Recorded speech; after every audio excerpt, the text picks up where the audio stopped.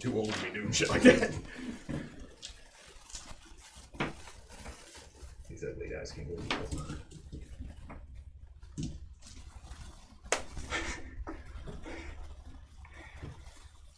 Oh, yeah. Have we started? Yeah.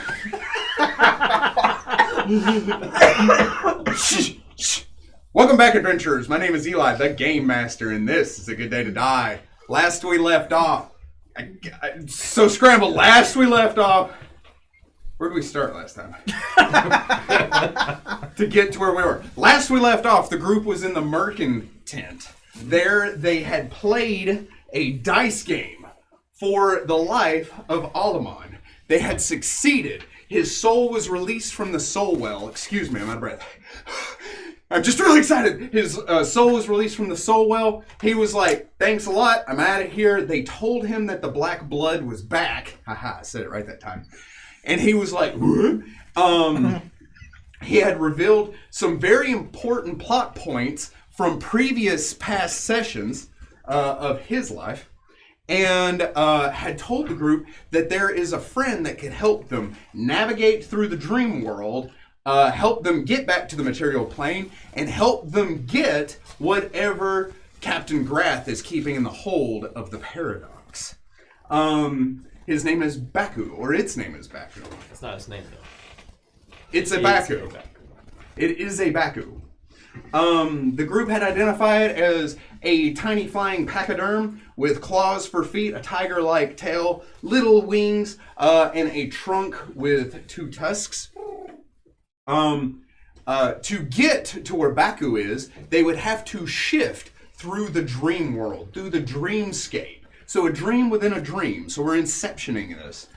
He had allowed everybody to seep into it, and I have let everybody roll for initiative on where they're going to start out in their dreams. We gave like a small hint of how it's all going to play out last time, but now we're going to dive right into it. And to flip the script here, I am going to start with the lowest initiative and move my way up. Oh, man. Yeah! Get effed.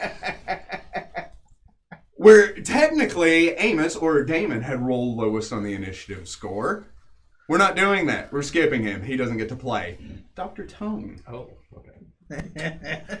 Wait, you're reversing the initiative order, but you're skipping the guy who's the lowest on the... It's a reversal of the reversal. I would have skipped him no matter where he was. There's a reason.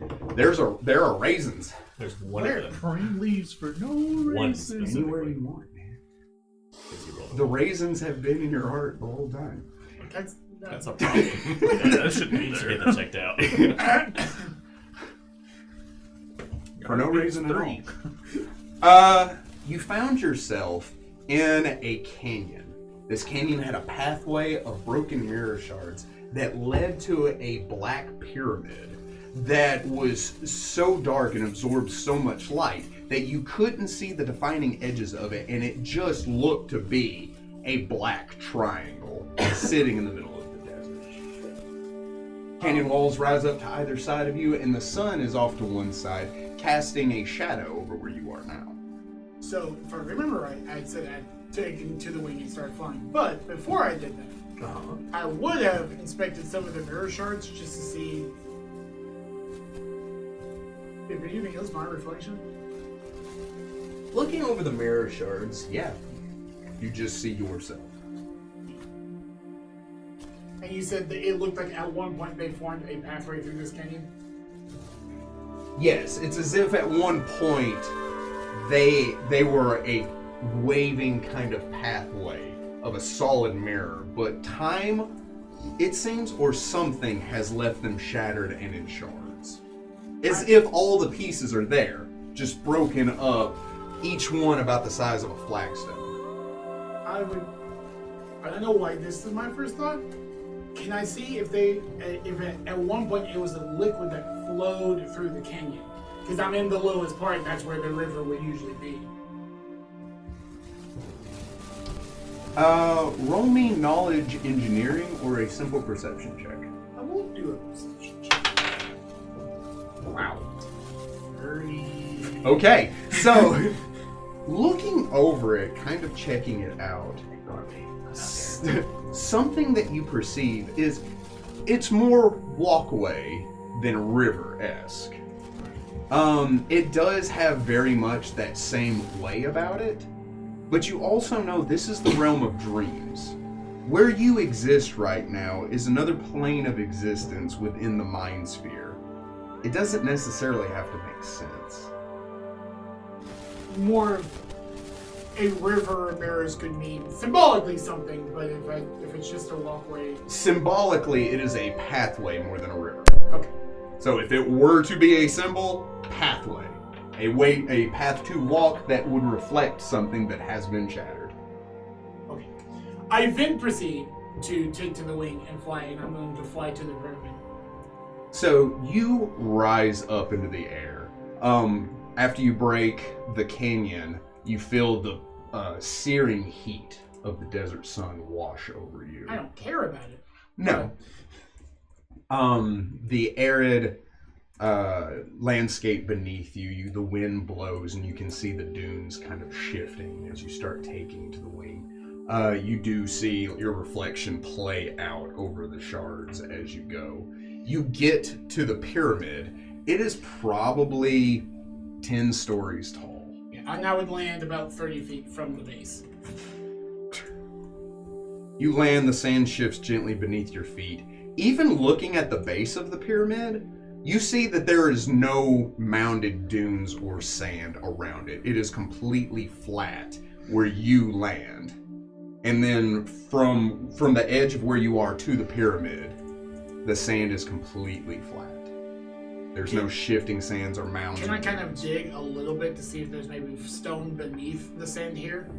As you do so, you kind of start to part the sand. The sand shifts between your fingers as you move it off to the side. It then pours through your fingers and begins to fill back in, creating a complete flat surface again. Knowledge to see why that's happening? Be knowledge the planes. Okay. Nope. I don't even know where I'm at. I rolled a 2. Oh. I keep it on the 20 to load the dice, but yeah, it's a 2 plus 7, so 9. So with a 9, you part the sand and it fills back in, and you're like, weird. Yeah. That's what you get. Can I kind of this time just walking? Because I'm assuming it took me about a minute to get to the pyramid, even flying.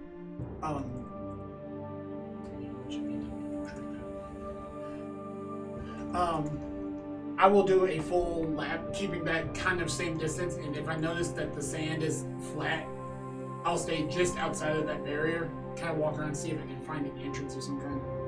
30 feet is the area. Okay. Again, as you circle the pyramid, it seems like that perfect triangle is following you. You don't get to a point where you see a corner of a pyramid. It is just a 10 or 100 foot tall blackened triangle that shifts. And no matter what angle you look at it from, it is that perfect triangle. Well, I just got like late 90s games where everything was a 2D polygon, and they made it to where it followed the character in camera. Those are the vibes I'm getting from this.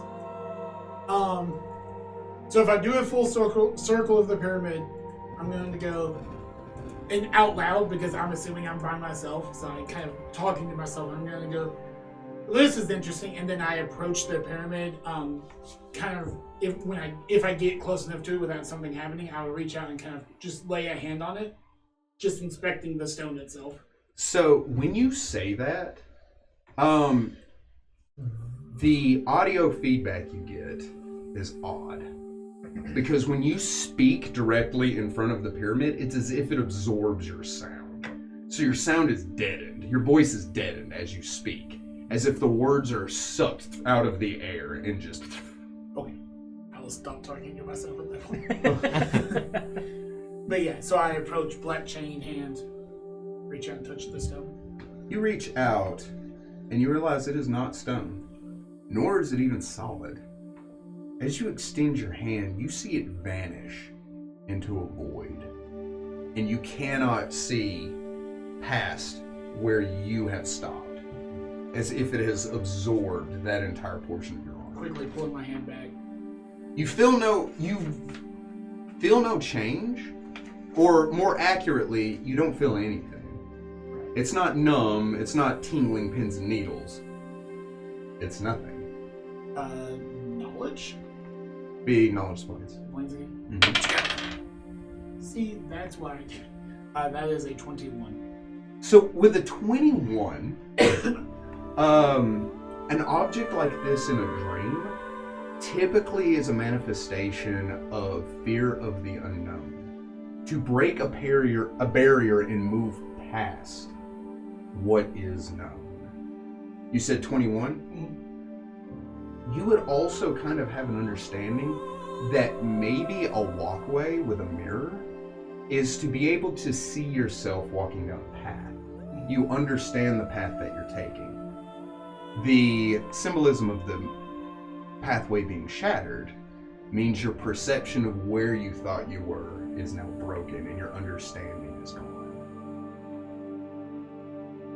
And not to take up time here, but like he takes a solid 5 minutes to kind of ponder what that means for him personally. So it's like a solid 5 minutes of him just staring into this void nothingness before he kind of realizes him being a learned man, the best way to learn something is kind of get stuck into it. So he just full confidence walks into the void. As you ponder for a moment, never apologize for taking up time. Role play. You do you, my guy. You take that moment and you think, and you're just like, huh. And then you step into the void and it washes over you. And again, when you step in, you don't feel pressure beneath your hooves. You don't feel air wash over you. You don't feel anything. When you look down at yourself, you are just as illuminated as you have ever been. But the ground beneath you, the area around you and above, is void. There's nothing behind you, beneath you, in front or above. You seem to be simply standing in nothingness. And, unlike Sirenscape, it is completely silent. So much so that you can hear the fibers of your muscle as you move. You can hear your heart breathe. You can hear your heartbeat in your very breath as you stand there. So as I enter, I would have held my breath just instinctively, not knowing what was happening. So I'd take a quick, just like a quick in and out, testing to see if breathing is still normal. And it is, but again, you don't feel the air go into your lungs. You simply are breathing. And when you make the sound of in your head, because that's where it's coming from, it's loud, it's deafening, because it's the only sound. But once it leaves, it disappears into the void. That same deadening sound. The closest thing that Berta could associate this to is a senses deprivation chamber. I command the rope to tie itself outside into the ground. Nothing happens. Do I have any of my equipment? Yes. You have the rope.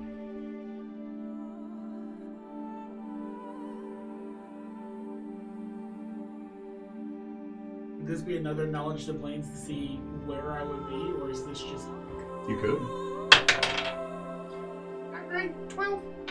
With a 12, what I will give you, the rope didn't do what you told it to, because it literally can't. Okay. It's as if you told it to go to the moon. Right. And it was just like, no. So I kind of, once again, take that... It's like he's taking time to process all this sensory information, and kind of looking back, because he would walk straight into what he thought was the flat side of the pyramid, and he would try to walk towards where he thinks the center is.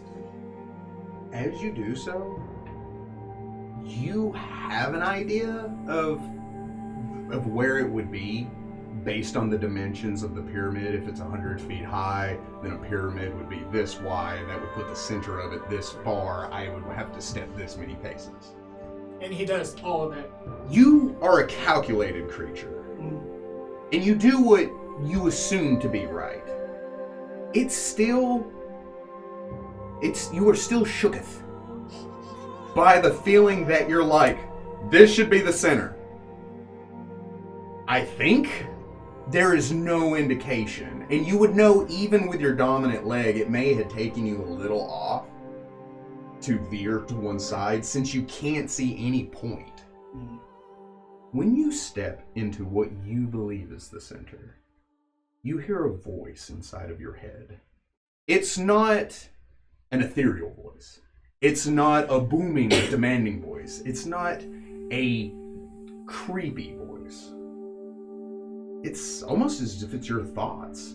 Whatever you think your thoughts sound like, it is that voice. But much more real than a thought. Right. And you hear it speak to you. It's not telepathic. It is speaking to you. Why did you step into the pyramid?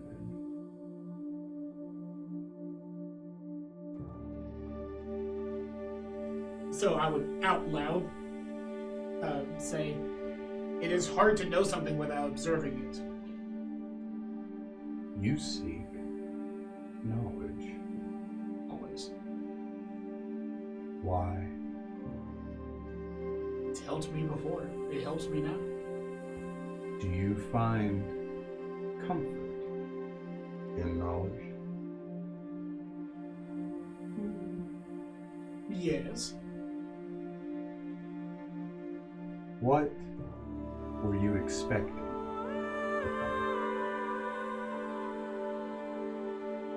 Pausing for a couple minutes, thinking, you go, I wasn't expecting to find anything. Finding nothing was a surprise. So you believe you have found nothing. I believe I know nothing of the thing I have found. Do you believe you have gained no knowledge then? I would not say that. To know that there is something like this, which is ultimately nothing, is still something. I have eliminated other options it could be, and there's Come back and play your favorite word puzzle. Sorry. Boys and friends just Why do you do this every single time? That wasn't even kind of a distraction. Yeah, Amos. We are stoic professionals here. I am so sorry, everyone. That's what you get for playing video games while we're playing again. And of course I broke my entire train. How dare you?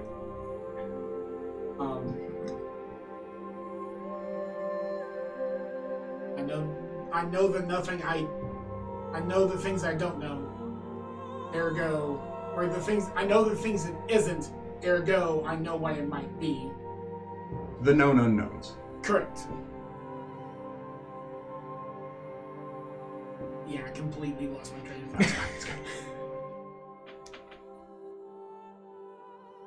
Are you afraid of where you are? More curious. Like, more so burningly curious. I know this is the dream world, everything is an allegory or it's some grander meaning and whatnot. But I do not fear the unknown. Mostly because the things I know are far scarier than anything I can unknow. There is silence for a very brief period where you're like, next question, and then nothing comes to you.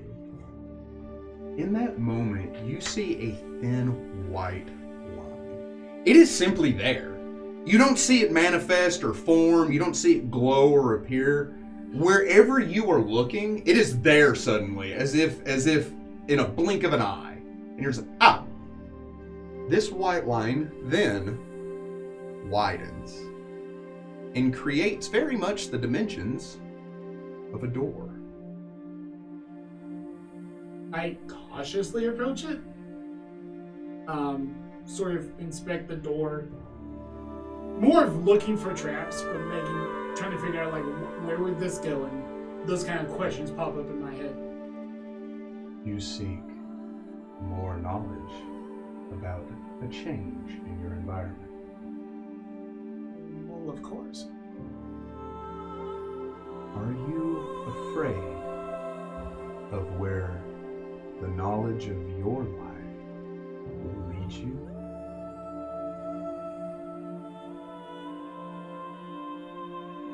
It's a dangerous question. We have children here. It is a dangerous question. Or yes, I fear that I may find something more scary than that which I already know to be true. But when you know pain, suffering, fear as much as I do, that next step of fear is a hard thing to personify, to put a face, a look to put a feeling to. You find comfort in the knowledge of your past experiences. You wear it like armor. It's an apt description. Then you have nothing more to fear. I like do the thing I just did, narrow my eyes for a second, kind of pondering. I guess not, and then I just go to like open the door. There is no open. It is just a So door. I go to, I guess, push the door open. When you press your hand, it fades into the white, into the juxtaposed abyss of the black void where you find yourself, into a stark white void. And I almost subconsciously, I touched the pyramid, which was black with the black chained hand, and the door I touched with the gold chained hand. On the other side, it feels hot. Uncomfortably hot for anything that's not you. Of course. So, interesting. And I say out loud, and Do you draw your hand back? I kind of like from the wrist about, I leave a couple fingers and I go, interesting, and then I step through. Next on the initiative list. We good? We good? Ragnar. You find yourself on a rainy road in the middle of the woods. You see, on the far end of this road, a tavern. I go towards you. Yeah, you do. Doesn't even think, just goes. No thoughts. Only adventure. Follow road, get a drink.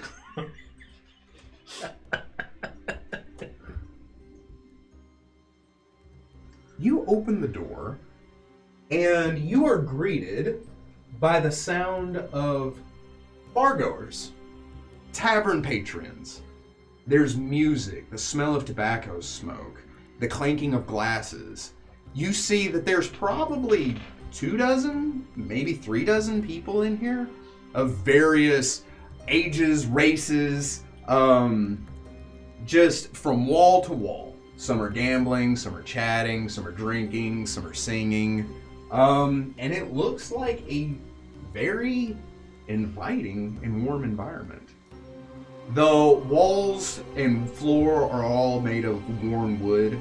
You see the trophies of hunted animals hanging above a roaring fireplace. You see chandeliers made from wagon wheels with candles all around the edges of them. And you see that there is a bartender, a halfling standing up on a platform that allows him to look eye to eye with medium-sized creatures. He has small glasses that rest on the end of his nose. black hair pulled back in a ponytail that hangs between his shoulder blades. And he has a very kind look on his face as he goes and he is serving just the patrons at the tavern. And it seems he is the only person behind the bar. I will go up to the bar and wait to be acknowledged. He steps up to you cleaning a glass and he looks at you. "Welcome, adventurer," he says in a very kind voice. He says, "And how are you doing today?" Good. Can I get some, like, food and ale? He says, "Of course." He says, "Of course, adventurer." He turns, he puts down a pint of ale. In the blink of an eye, as if he walked over, you like go to take a sip, and when you put it down, he lays down a plate in front of you. This plate is full of roasted vegetables, breads, and cheeses. And off to the side, you see 3 small sugar cookies. Ooh, cookie. I eat a cookie. It is sweet and delicious. You think you probably could have imagined something better in a magical room, but it's not bad. And he says, "Tell me, adventurer, what brings you here on such a loathsome night as this?" First of all, do I know I'm in a dream? Well, that's what Alamon said. This all seems very real. Roll me a will save.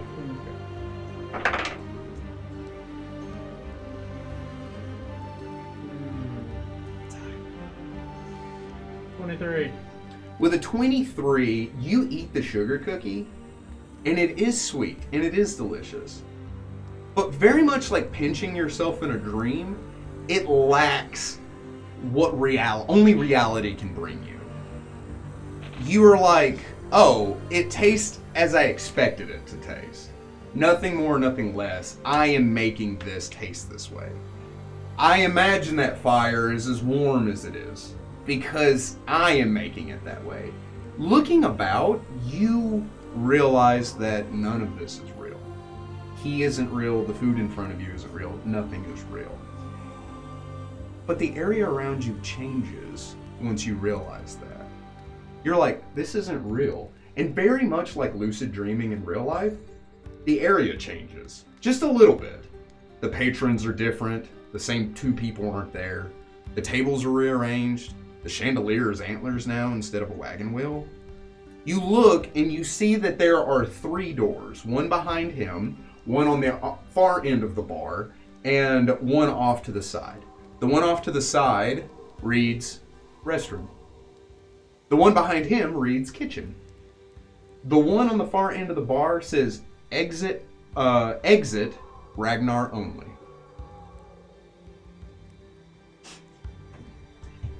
What's that door about? Oh, that's for whenever you're ready to leave, adventurer. But don't feel rushed. You can stay here as long as you'd like. But it doesn't matter how long I stay here other than maybe I'm passing, correct? Well, if that's what you believe. You see, I believe that experiences are gained only what we gain from them. If you see that there's nothing to gain, then nothing will be gained. But if you feel like you have gained something, then you have gained something. So if you feel like being here is simply a waste of time, adventurer, he moves your plate off to the side. He lays down a tray with roasted meat put over a baked potato with different cheeses and spices, a half of thing of bread, and several blocks of cheese and grapes. He said, "But I suppose reality is what you make of it, adventurer." He refills your wine. It is what I make of it. What I make of it is, I know I'm dreaming. I know none of this is real. I was told not to go in here. So I don't know what any of this entails. I think our best course of action is to either one, listen to you tell me, or I could leave. I'd like to see what you have to say before I leave. Well, I only have opinions, adventurer. And if you're asking my opinion, I would say that real is relative. Are you awake? No, certainly not. Is what you're experiencing real? I think so. Dreams are real. They induce emotions just like when you're awake. So, just because what you're experiencing is a different plane of existence, I believe doesn't make it any less real. But something I can tell you is I can't tell you what to do. That's right. And I just stand up and say, thank you. And walk out the door that says... I walk up to the door that says, exit Ragnar only. As you walk up to the door that says exit Ragnar only, you reach for the handle. And as you grab it, he says, just one last observation, adventurer, before you go. I don't turn around, but I perk up. The person that told you not to come here, is he here?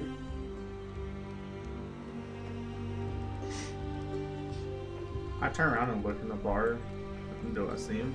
When you turn around, it is empty. Very much The Shining style. You turn around, there is no music. There are no patrons. The fire is dulled down to just embers. Everything is clean and put away. And the only one left there is the bartender. Are you him? No, adventurer. You know I'm not real. Or relatively.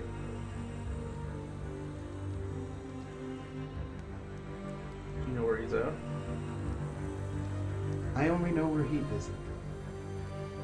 It seems like he occupies your mind when you're awake. Your mind, though, is your own. And it seems in a place like this, you have full control. And where you go, he points to the door, he cannot follow.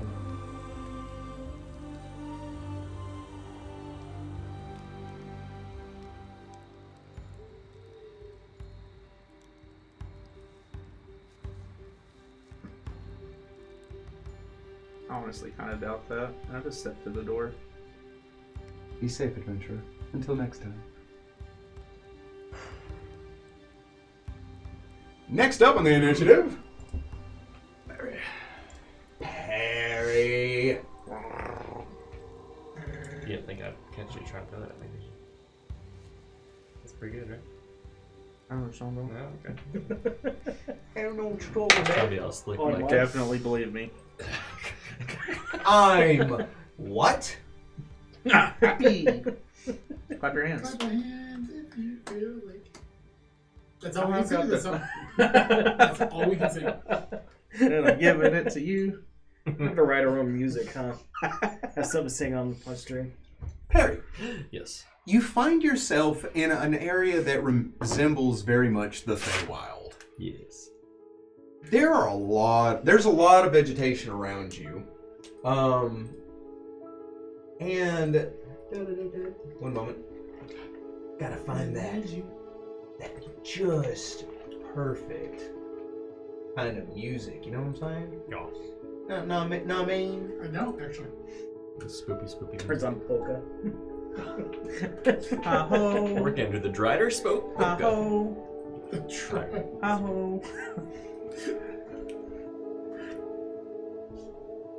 You're good? Anyway, vegetation abounds, all alien to you though. You cannot identify any of it. The motes of light coming through are warm and inviting. The air is clear and you do hear creatures, songbird-esque noises, moving through the underbrush and up in the canopy above. But what has your attention completely focused is the 10-foot-tall, emerald-colored spider lady. Mm-hmm. She had given you a warm welcome before revealing her large arachnid lower half, and then folded her legs to sit down, the bends of which rise high above her thorax and then pull in. She looks tired. Beautiful, alien, and spider-like, but tired as she rests. I hope I didn't startle you, she says. Honestly, I wasn't really expecting anything. I didn't know what to expect. What's your name? She says, I don't know. I was never given a name. I simply am. I was born here the same way that my children will be born here. And they will live, hunt, and die just like I will. So life here is existent. It's not just fleeting in the moment when I wake up. You'll still exist. Well, I suppose that depends on you. If you remember me, then I suppose it won't be a fleeting moment. I guess I will live on in some way. But if I am to die here, giving birth to my children, then that is how it's meant to be. I must admit, though, she says, looking at the ground, I am a little afraid. You see, being born with no real sense of companionship, I've always been alone. And I am dying. And I don't want to die alone. Will you stay with me for my last few moments? That sounds motive. You may. Nat 20. Just gonna eat your baby. You feel like there's more to that, but everything she said is true. She is dying. She is afraid. It feels like she's saying, like, something might happen after I die, and that's on you, buddy. There's very much that. You're like, this goes deeper. But in earnest, she is, the one thing I want is just someone to keep me company. And what's the distance? That's up to you. She's simply collapsed to the ground and will not approach if you move. I would assume you're not in arm's reach. Okay, yeah, no, that's where I'd want to be, is away from arms. Like nice 15 feet of distance. I look around for some vegetation that might be flammable, and I start a small fire. So as you look around, you're like, man, some dry sticks. Oh, they're right there. And it's just like, of course they are. Why wouldn't they be? It doesn't seem odd, but if you were awake, you would be like, that's very serendipitous. I'm Perry. There are even stones to create Perfect. a border. And so I cradle a fire, and then I look behind me to sit down on a log that happens to be there, probably. And I'll... Do you do that on purpose? I do. Roll me a will save. Okay. Oh, that's a 1. A nat 1? It sure is. So you think for a moment. You turn around expecting a log. As you do so, you don't see a log. You see everything that always has been there, which makes sense, but doesn't. Because it's only when you try that it didn't happen. And you start to panic a little bit. Fear ebbs into your heart. And very much like a dream where you're falling, running down a hallway that never gets closer, or fighting somebody that you simply cannot hurt. You feel like you are losing control of where you are. And even though it's a dream, being in a dream that you have no control over means you are subject to chaos. You're a little panicked right now. That's the same as it was. That shouldn't be happening. I just kind of like sink down. Are you okay? She says. Yeah. I am totally fine and in control of everything right now. She smiles, tilting her head. long till your children are born? Where are your children? She touches her stomach. Her flat, not pregnant stomach. So they just... Do they consume you when they're born? They will. Okay. Is this fine? She says, don't be afraid. Hmm. She says it's something we all go through. Mm-hmm, mm-hmm. Well, mm-hmm. we all go through. Right. And there's only one of you? Here, yes. Okay. Trying to contemplate like my way out of here. And that I have no control.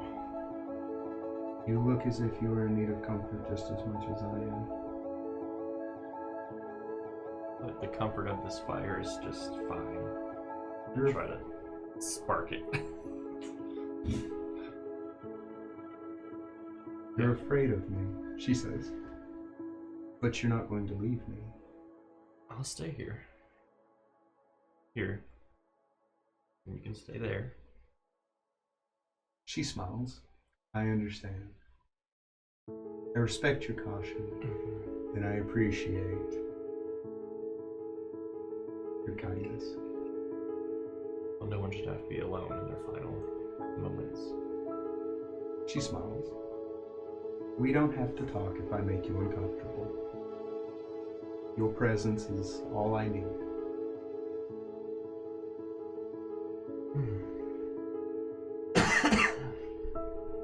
What do you do? I will... Let's see if I still have... Cast Fireball. Cast Fireball on this. No. I choose the clear option. I will pull out my lyre and start trying to pluck a gentle tune. So, my ears heard lighter. Oh. My brain was like, that is not what he said. And I was like, he said liar. Yes. Yes. Yes. Roll me a performance. For your benefit, I also heard lighter. 12. 12? I believe so. Yep, 12. With a 12, it is a very average tune. Yeah. You play as well as any copper piece player in a tavern. It is nothing special, but it is sound, it is melodic, it is comforting. And even though it really is nothing special, you do see her take pleasure in the moment. As she just kind of smiles. She shifts herself kind of back in a resting position, her head dipping down and her eyes closed. She is not asleep, but she is just enjoying the moment. You play, how long do you play for? Yes. Yes. Yes. You play for maybe 10 to 15 minutes, and you feel a small paw press on your arm. Harry, may I talk to you? You don't have to stop playing. I was just been thinking. Mm-hmm. What is it, Robbie? I wanted to apologize. What? Not telling you about. Well, you were probably under direct orders from Father. Yeah. And he probably had his reasons, considering that Yeah. everything that went on. Did he... Tell me what he was like before the key. Oh, it's astonishing how similar you are. Really? Yes. Your father loved to laugh. He loved to laugh, he loved to play. But he wasn't a very clever man, a very intelligent one, but not a exceptionally clever one. Your mother, however, was. She was sly, quick-witted, funny, and the two of them made a good team. You know your father changed. The man that raised you was not the man that I knew. I had been with him for years, far beyond the life expectancy of any typical ferret. But he told me the world depended on not telling you things. Many things he's kept from me. I know bits and pieces. Your father saw fit to alter my memories after he had changed. So there are pieces that I'm missing. Roll me sense motive. No, not that one. 22. With a 22, he's upset. Not upset that he didn't tell you. Upset about what your father had done to him, as if he does resent what happened. He didn't ask my permission. He simply told me it was for the greater good that I didn't know things in case I was ever taken over. As if his heart was taken out of any decisions. It affected all of them in different ways. Some of them much more grave than others. But your father, what happened to him affected others. What happened to Alaman was tragic, but it only affected Alaman. What happened to your father affected everyone that cared about him, because he no longer cared about anything. He became hyper-fixated on it. A man of logic and reasoning without an emotional drive. So you don't think his last moment was to simply save the world and not just protect me? You don't think there was some sort of connection still? You have to understand, and I know you do, the empathic connection that we share, me as your familiar. You feel what I feel. With your father, it was gone. I was nothing but a pet. I couldn't feel what he felt anymore. I only did what I was told because I had nothing else. What I'm about to say to you, Perry, is true. The day I became your familiar, it felt like a hole was filled. Like something that was missing had been restored to me. And I just wanted to say thank you for letting me be a familiar to a right wizard again. Wizard, that's so weird. All those years refusing, and here we are. You're more than my companion. You're my friend. You know, the spider lady's kind of creeping me Yeah, out. she is kind of creepy. I'm just gonna. Yeah. Okay, that's all I want to say. That's good. I'm That's gonna good. see you That's tonight. good. We're good. We're good. I'm allergic to ferrets. Stupid ferrets. Perfect. You kind of feel comfortable again. Yeah. The feeling of panic has long since gone. You continue to play your lyre. She opens her eyes and she looks up at you and she says, "May I ask you something?" Sure.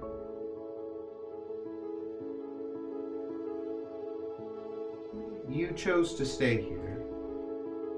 Are you afraid of me? Of you, no. I'm not afraid of you.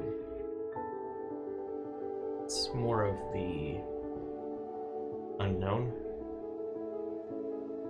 There's been enough experiences that trust doesn't always turn out great for me.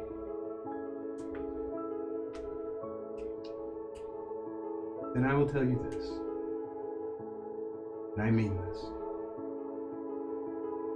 when my babies hatch, they will consume me, and they will explore the immediate area.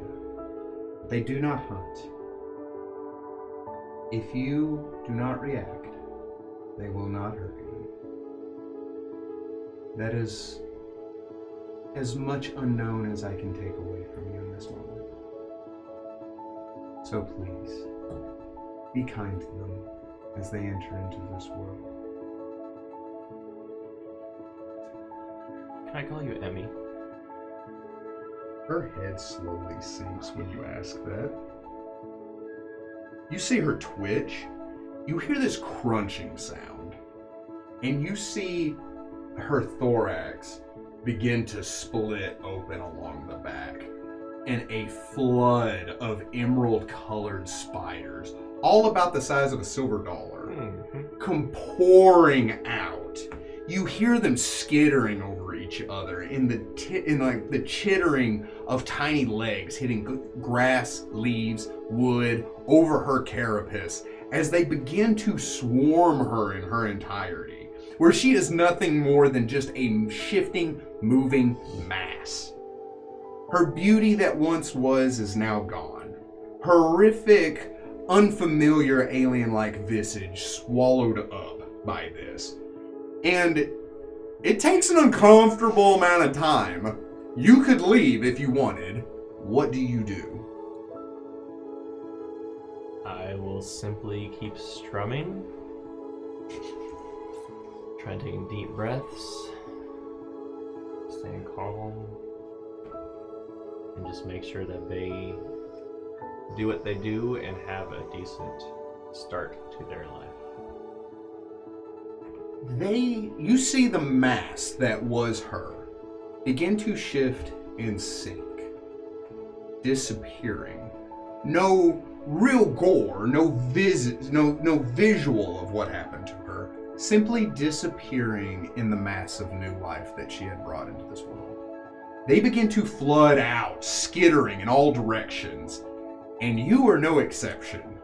You feel them rush to your feet, running up your pant legs, over your chest and arms, skittering up your bare skin, over your neck and face. You feel them rushing down your shirt.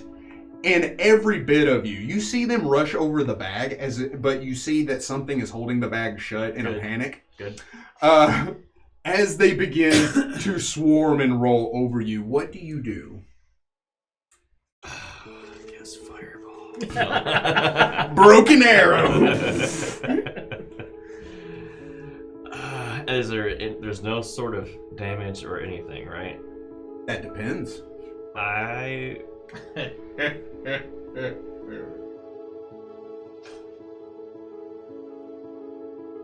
So it's not really something I have to prepare, but I do have windy escape if they do damage me.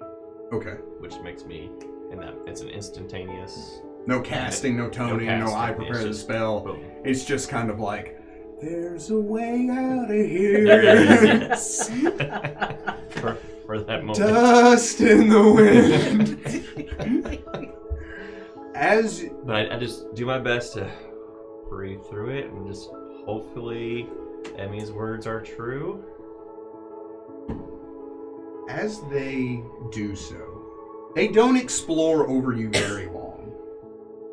They just rush over you and you're just kind of like, And when you steel yourself, you see them scatter out. As you're just kind of... You look down at the neck of your guitar, Lyre, and sitting just above where the strings tighten, you see one of them, and it is a smaller than life version of who she was. It doesn't look like a baby on a spider baby. Yeah, okay, good. It looks just like a tiny, beautiful woman on the end of your lyre. And it looks up at you and considers you for a moment, tilting its head in curiosity, before a long silk string connects it to your lyre, and it descends to the ground, and then skitters off. And then the area begins to dissipate and fade away from you. Well, she'll live on forever because there's no way I'm forgetting that. I got you, Emmy. This one's for you, Emmy. I feel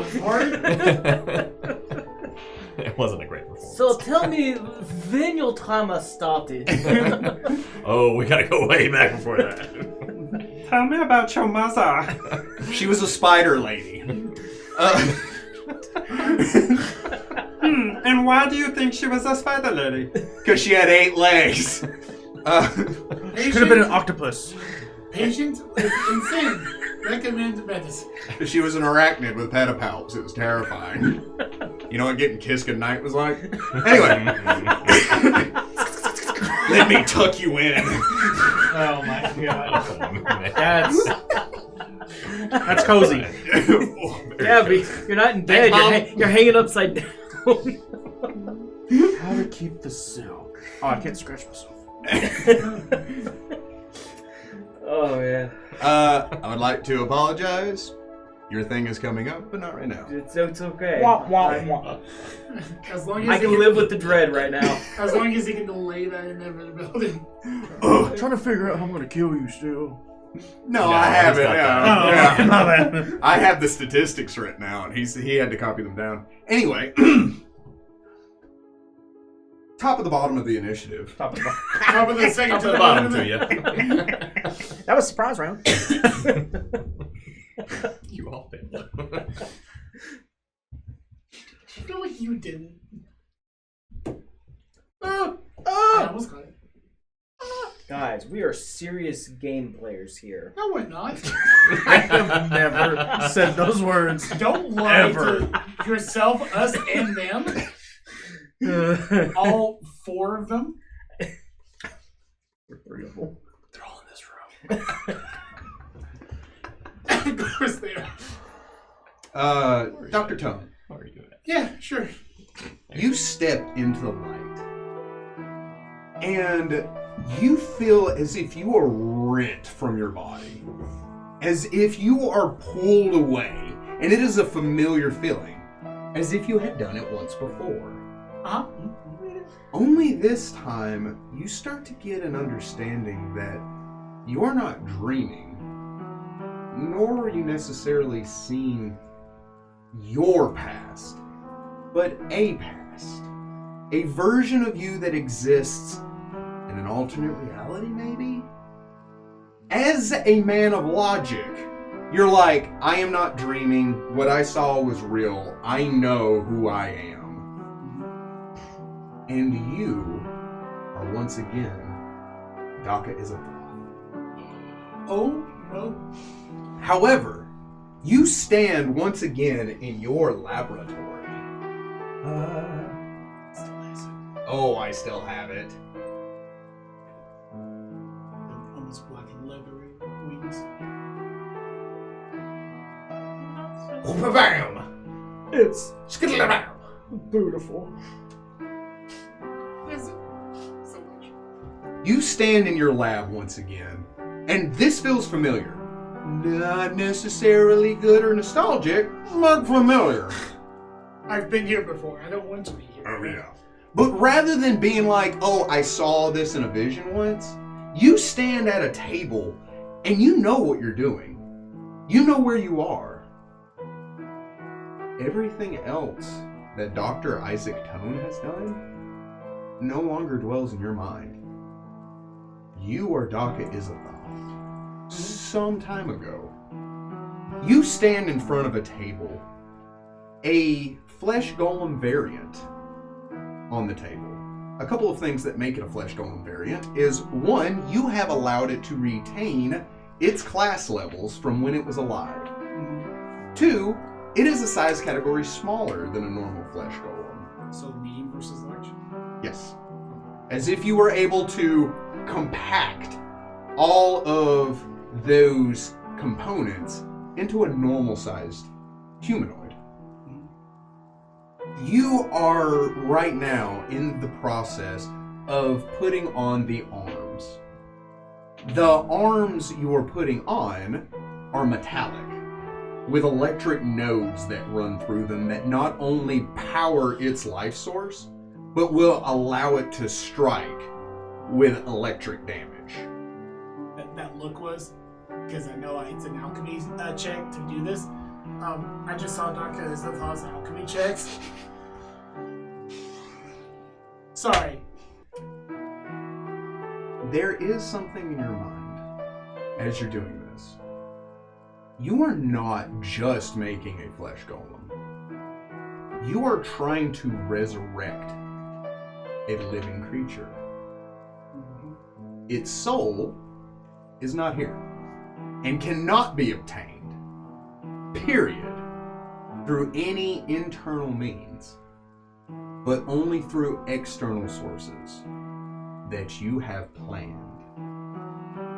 You know that everything outside of this is a demonic realm of chaos and lawful evil.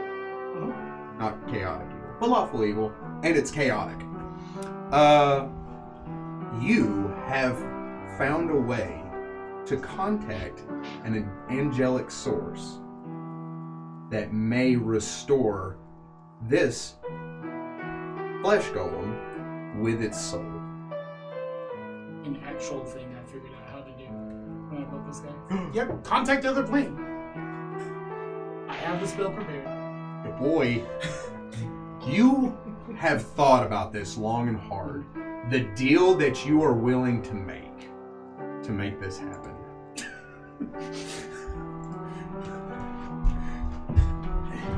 A ladybug was flying around the land. Okay. And it just landed on Eli's wrist, and Eli was just like, and mine. I watched it all happen. Did you know that the natural habitat of a house spider is a house, and if you put it outside, it'll die? So what you're saying is, What happened before there were houses? it'll die. Do you think the day that they made a house, the house spider was just like, you're not going to believe this, guys? It's finally happening. There's a wooden place that's completely concealed. It's covered all around. It's the natural evolution of the cave spider. He's got you there. Oh my. A cave spider just made its way in and it was like, ugh, television. Texas. Texas. Domestic lifestyle. Job 9 to 5. My words are getting better. I speak good now. Well, good-ish. Give me 200 years. I'll have perfect Doing tattoo. better. I speak well. More better. More gooder.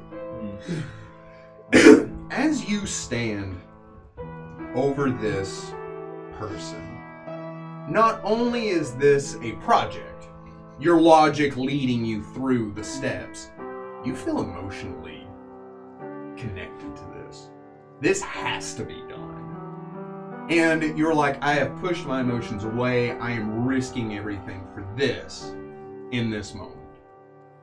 The door opens up, and a tall, handsome, and very well-dressed figure walks into your lab. Is this before or after the hatred?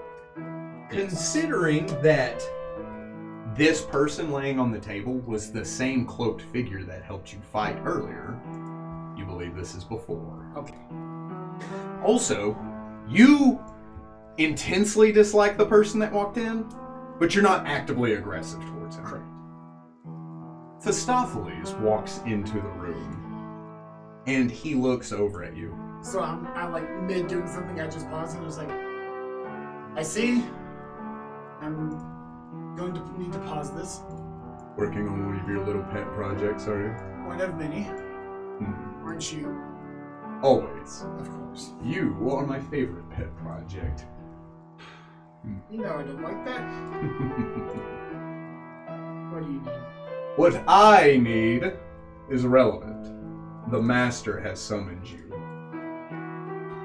And he has tasked me to invite you on a little errand. And I have to babysit you. I'm genuinely perplexed because I feel like that doesn't usually happen. So I'm like, where to? In the vault. You know that the Zeal have pushed their way into one of the outer rims of the Vault of Ord. We have found a location with a teleportation ritual. but it's being guarded. The creature there has already killed several of the Zeal. And so he has tasked us, his most trusted generals, to deal with it.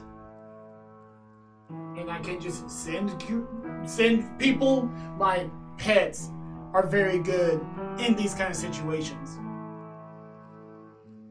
He, the master, thought that you would be interested in what is defending the teleportation pad. What is that?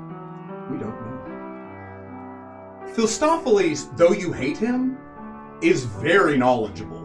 Right, and the fact that he says that I don't know something and he also doesn't know this thing, I'm like, give me 5 minutes to get this packed up. I'll let the master know you demanded time from him. I've given him plenty, he can give me 5 minutes. I'll let him know that. And it kind of of course he will. I feel like it doesn't matter what I would have said in that moment, he would have given me something snarky, so. He's just a big bag of snark.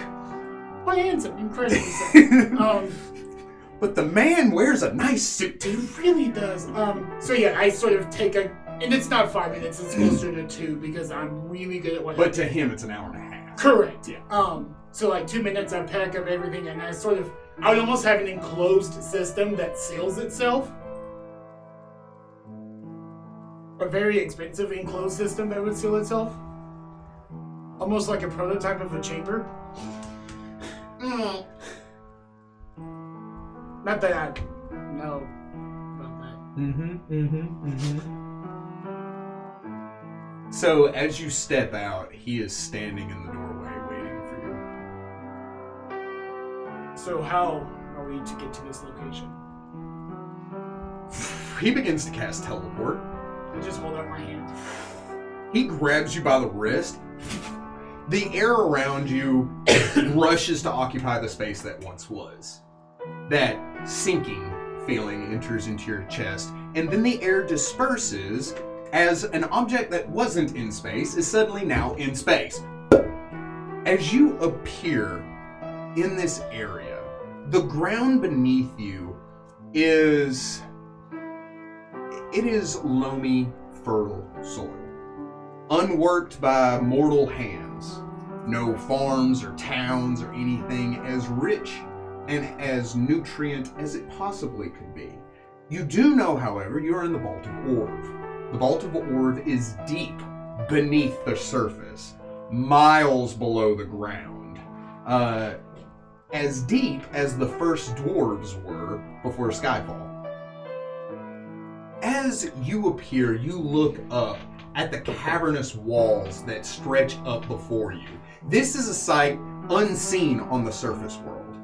Mountains and cliffs and things like that are impressive in their own way, snow-capped and such. This rises up 2 miles into the air and domes out.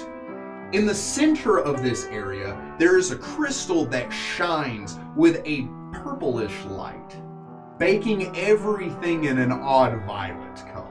So it's as bright as day, but like you're like, oh, I'm looking through hummingbird ultraviolet eyes. It's crazy. The vegetation here again would be alien to anyone that wasn't familiar with Vault of Orv. You are, however. You look around. What's your knowledge nature?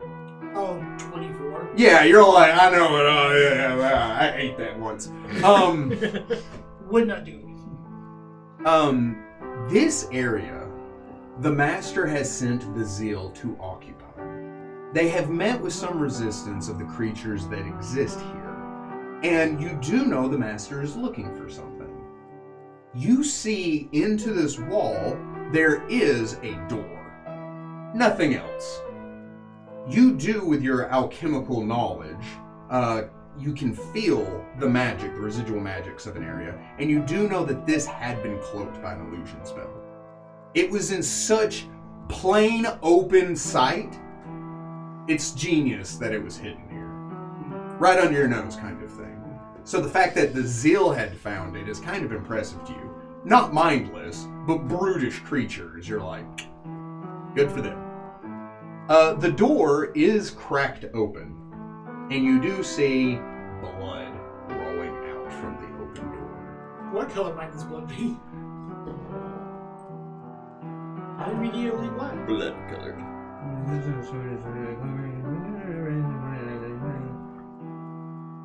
Yes. I'm gonna say green. Amos was giving me like it. No, not black blood, but green. Green blood. So, taking a moment, like Dr. Isaac told us, it's not immediately rushing in. It's he observes his surrounding area. Specifically, I would immediately go, what do I know? I don't know planar magic. I know natural stuff and arcana. I would go, what natural creatures do I know that would have a greenish blood about them? I will go ahead and give you this, because you are familiar with what's going on and what it is. You do know that that is Zil blood. Okay. So the Zil have gone into this area, and something has moided them. Do I know how the handsome man fights? Yes, you are aware of some of the abilities he has. You do know he is a demon, but beyond that, you do not know what he is. He has been very good to keep that close to his chest. You do know he's very entitled, that the only person that gives him orders is the master. So, there's a demigod giving him orders, and nothing in between. I feel like I'm also that same way. Yeah, except he gives you orders. And that's why you resent him. That's one of the many reasons you resent him. You do know, however, he does have a limited arsenal of magic, but it's very powerful. He's not only magic, but he does rely mostly on his magic. So. I asked because I rely on someone being in base combat to get those rogue sneak dice. Mm-hmm. So. Oh, he doesn't care. I know he doesn't. And he doesn't want to get his hands dirty.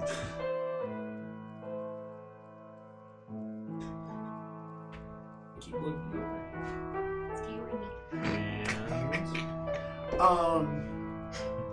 We're waiting for the other shoe to drop. I am.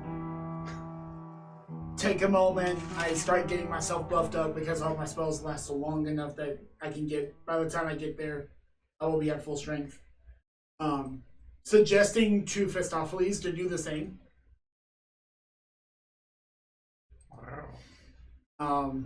He does nothing. I didn't expect him to. And I start with flight heading over there. Oh, you're right at the door. Oh, well, still. As if he has already been there and he knew exactly where to go. Right. But when just flying into them because I don't want to be immediately in like zeal range. I got you. Whatever happened to these guys? I want to be so I'm like 20 feet in the air going into the room. Hey. However, the room has a 30-foot ceiling. It is very high. When you bust through the door and you go up into the air, where do you fly to? Just 5 feet in the door. So you bust in and you up. Yeah. Festophilus does a neat little walk-in. Swaggers in. As swaggery as he could be. Swiggity swaggity. So he's the Rizzler. Eli doesn't describe someone as being a handsome gentleman without him being, some level of riz is there. Resinger. Yeah, sure. When you bust in and fly up into the air, you see this laboratory. Very similar to yours, but a pang of jealousy washes over you. Because whoever had created this lab has been able to utilize technology and magics that you have never thought of using. Far more advanced than anything you'd ever seen before. The area thrums with a mixture of electric energy, mechanical pulsing, and magics that feel wholly unique to you. Along with In the vein of unique, a creature stands in front of a glowing sigil at the far end with 3 Tesla coils to either side of it in a triangular pattern. This creature standing there has its back to you and turns to regard you. It stands 10 feet tall and is quadrupedic.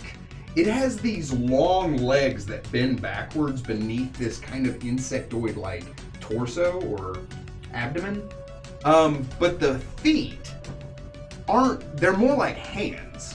They grip the stone beneath them with 6 digits that look like they could reach up and grab if they wanted to. And they have 4 more arms on their upper body that is vaguely humanoid, but it is shaped like it has the carapace of an insect with a large kind of mushroom-like capped head. You see 2 large insect-like eyes and a mouth very similar to like a cicada, with no moving parts, no way to look as if it could consume or eat or even speak. It turns to look at you as you and Phistopheles walk into the room. You see several dead Zill bodies, probably a baker's dozen's worth. And considering that they're all CR6, that's no small feat to kill a baker's dozen of them. This creature turns. It looks old, wounded, and worn. It looks pale and sick. As it looks to you and Phistopheles, you hear a voice enter into your mind, and you realize that it is speaking to you telepathically. As it does so, it says, "Leave." I'm sorry. Leave. You do not need to be here. And you did not need to kill so many of the Zeal. Oh, but I did. They attacked me. They don't understand what lies beyond the seal. And what would that be? The end of the material plane as we know it. And I'm speaking out loud, so Phistopheles can hear me as well. I don't know if he's also receiving the same. You get a feeling that he is. But this thing is regarding both of you. And everything is in this. That is extremely vague. More description. Or I mean, the handsome man down here will have to end you. We are older than anything else living on this planet. We are the first, the ancient. We have brought magics and technology to all living creatures. We only sought to help everyone. We have only sought to care for other living creatures. But we extended our reach far too long past this world, past this realm of existence, and something came back with us. We have locked it away. So you are the reason that the material plane, or this plane is threatened? I don't know if I would say material plane. We are. And we have paid for it with our lives. Uh-huh. We, he touches his chest, are the last. How many of you are there? We are the only one. Oh. I kind of look at Phistopheles and get like a vibe from him. He like tilts his head like that's not how plural works.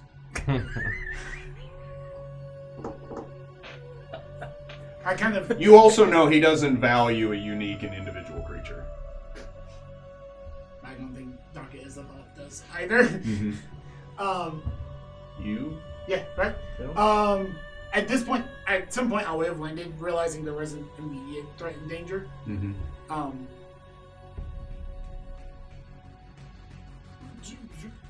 So, to give myself some more details before I go report back to the giant bat that, you know, there's a guy stopping him from getting all of this stuff. What is behind that particular seal? The threat beyond the stars. You said this before. The details. I look at Phistopheles when I say this. The devil is in the details. We cannot describe it. we that saw it broke our minds, and so we all saw it. We all felt it. We all shook at the sight of it. We, the few left to seal it away, gave our lives to do so. We know what it can do, but we cannot describe what it is. What can it do? I don't think you understand how in danger you are. Because if the bed is sitting the two of us, it means he's. The next step is him coming himself, and you don't want that. We have all died to seal it away, and we are willing to die to keep it sealed away. What you could do to us is infinitesimally insignificant compared to what it can do to everything.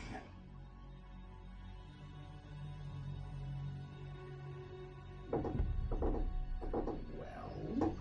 we have a mission, Ostophiles says, and you have a job.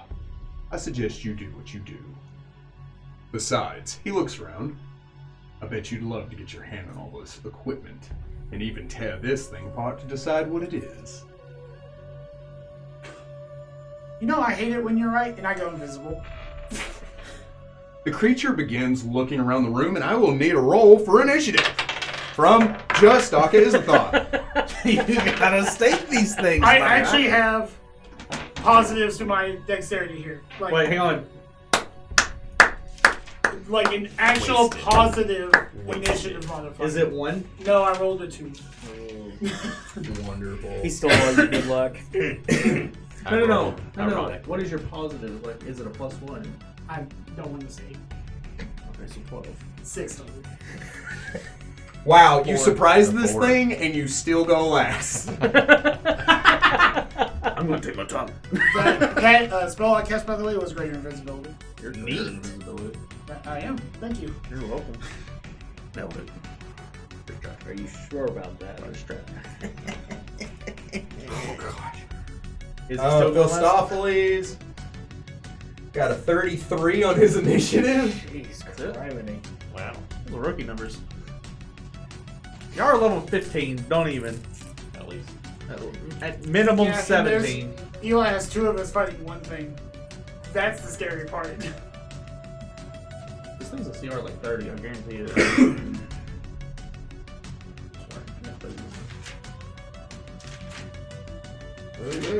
I also have a rage like effect because reasons. I have those. You turn invisible. When you do so, this thing kind of like shifts. It looks down at Philostophiles. He's going to hold his turn. He crosses his arms and leans against the wall. The thing...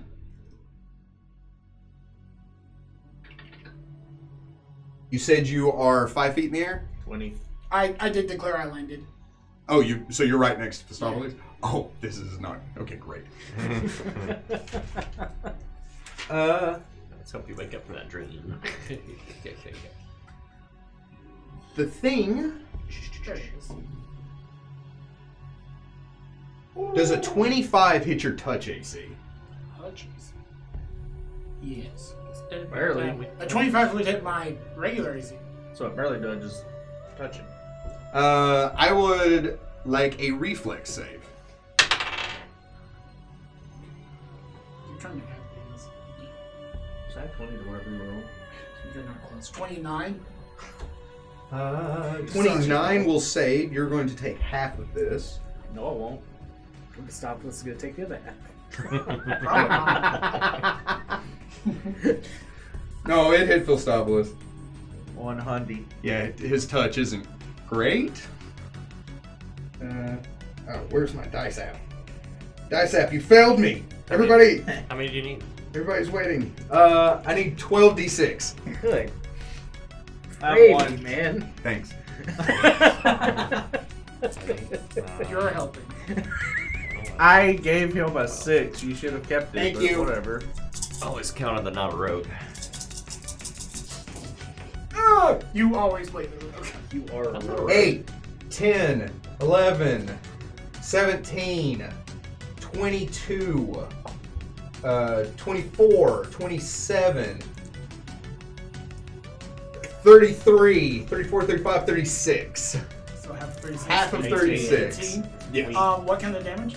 It is a psychic blast. Oh. Emotional Sonic. damage. It extends out its hand in a cone, wraps around you and Phistopheles as it. Phistopheles tanks the hit. He's going to try to. Oh, yeah, okay, he got above a 3. So, it washes over him and he kind of like winces as it does the 16 points damage. You do see him start to heal immediately as the thing. I also will start to heal on my turn. Daka, you're up. I immediately heal 10. Gross. With it. What I do. I fly around to behind it while invisible, greaterly so. Do you give it a wide berth or do you just? I have the fly speed. I can give it that wide berth. Okay. So, I assume you, Base because combat. it's a large creature, you give it 10 feet. I'm in base combat. So you don't give it a wide berth. No, sir. I go widely around it, and then I fly into its backside. Okay. It turns around and it swings at you. Neat. We can see you. Or it has mental sense.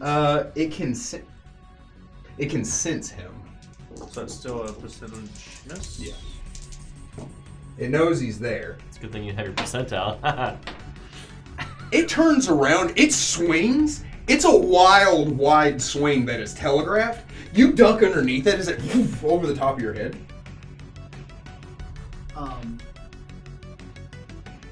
So when I do my feral mutagen transformation, I gain 2 claws and a bite attack. So I'm going to lean into one of the bite attacks. That is a 27. 27 will not strike your I'm opponent. sorry. 28. 28 will strike your opponent. Oof. And we need to roll an 11. That means that it has more than a 50% chance of not getting it. Do I get sneak damage? I'm gonna say no. Okay. Because it's in its special abilities. Fair. 12. I'm sorry. You have sleep. That's for him to know. and When not you like matter. to your own gosh dang business. So that's 12 slashing. And then 7, I think it's electric. I will double check.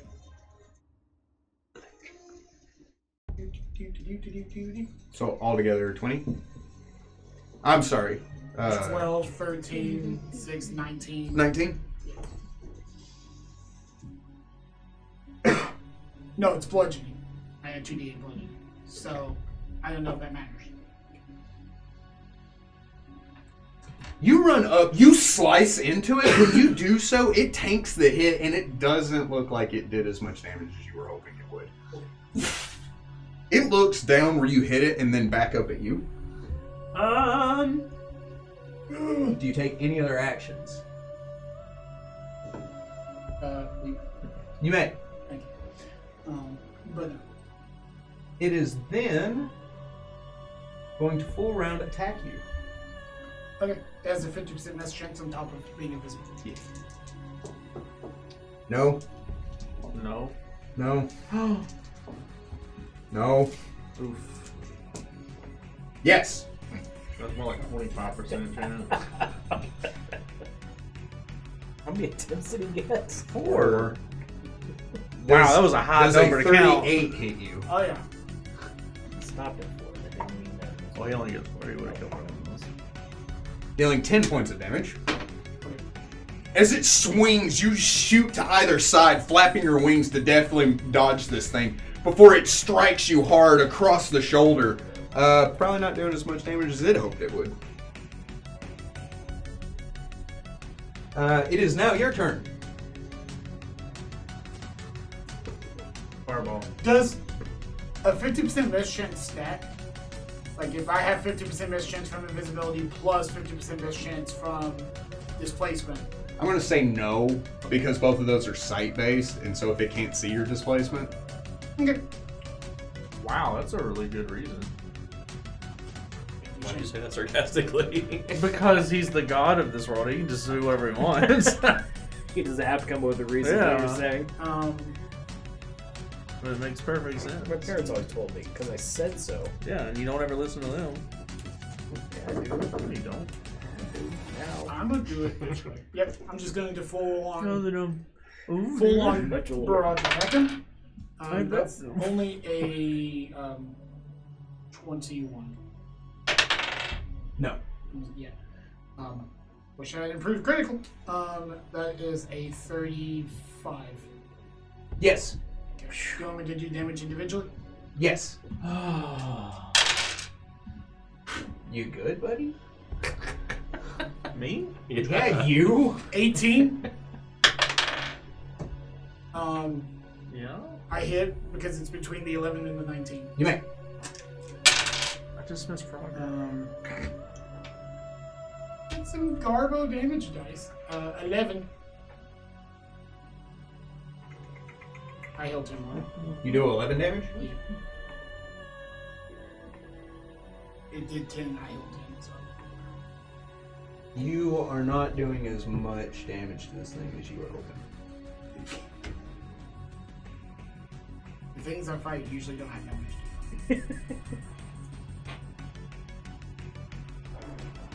It's going to take a free 5-foot step away from you.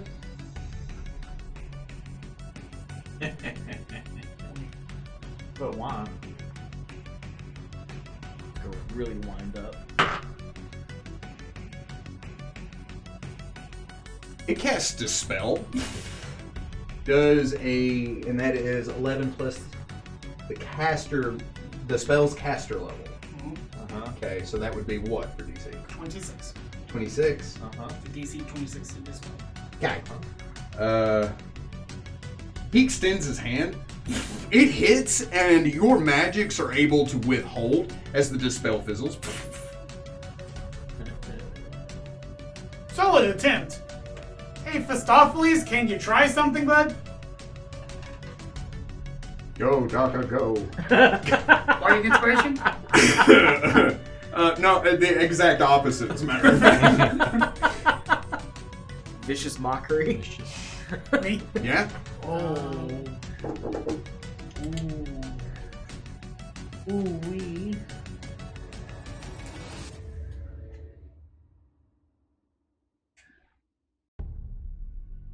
I was supposed to have been doing more damage. Oh, get it then. Just tack on like 50 at the end of the next one. I forgot how many dice I rolled. What are you using? A lot of bow spells.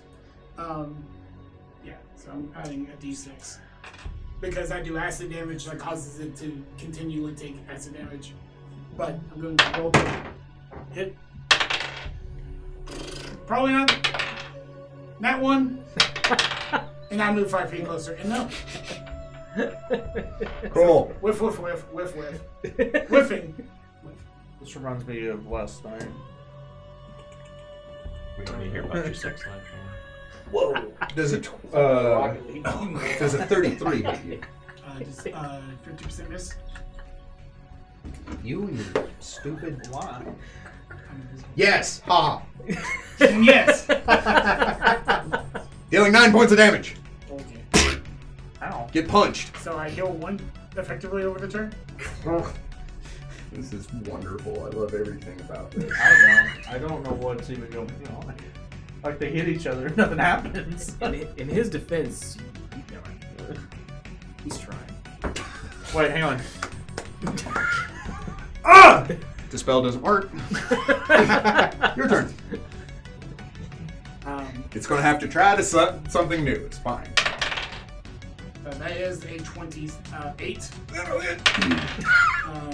That is higher and a miss. You also see this thing start to heal. I also start to This is the fight that never ends. Terrace just said this is a nerd open hand slapping contest. 16 on that first hit. Okay. My choice is holographic. Much better. There you go, dice. 23 on the second hit. Damage? 5 feet closer. Is Fistopheles within 5 feet of it? He's in base combat with it. So I get sneak dice now. If he's threatening it. Is he? Nope. Say no. I need a friend. And you expected it from him? No. You're not gonna get that until 1,000 years So after can you this. move me diagonally 5 feet to where if Fistopheles decided he wanted to try something, he could? Okay. I do have an innate fly speed outside of the wings. I do go 5 feet in the air. Okay. You do anything else? That's me. Okay. Oh. Alright, let's try something else. Yippee!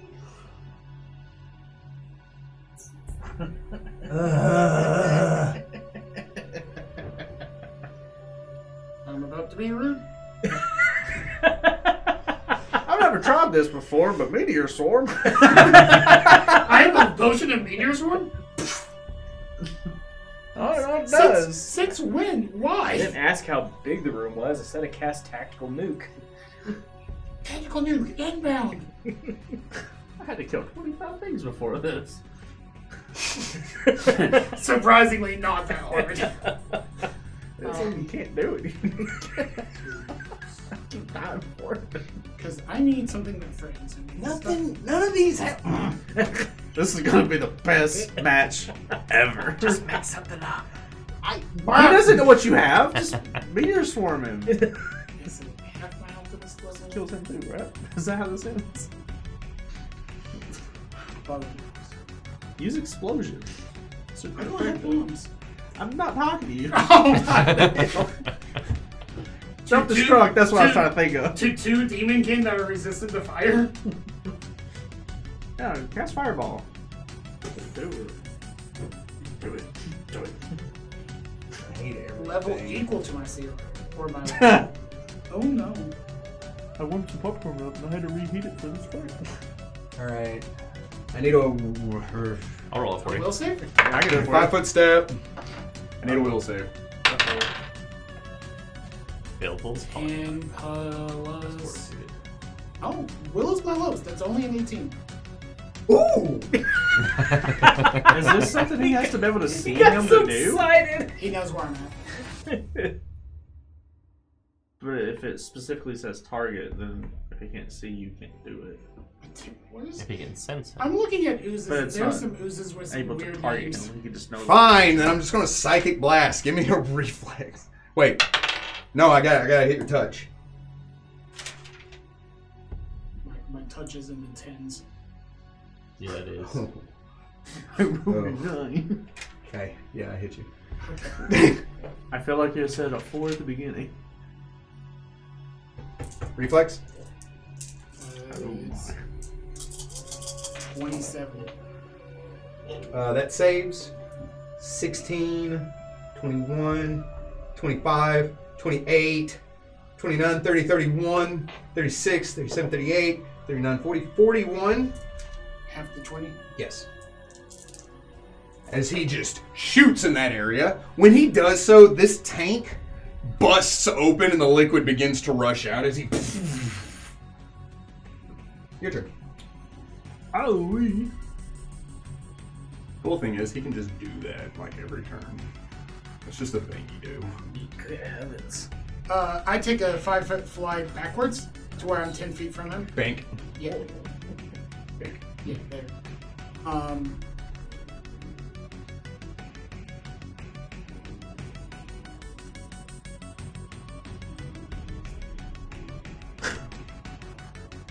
8 points. I don't know where I would have got this, so I'm not going to use that. He was a Protos Shoggoth ooze. Delicious. Bless you. Thank you. I am sorry. I'm sorry.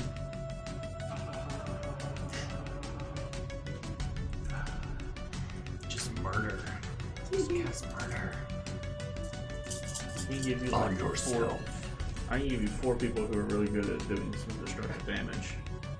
I Can I? cast myself off the bridge. That's good.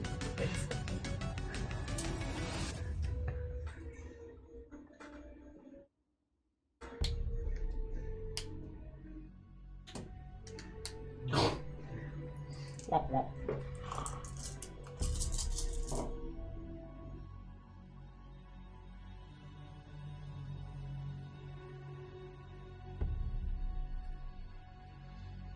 You know, I'm just gonna do this one because it's the best one.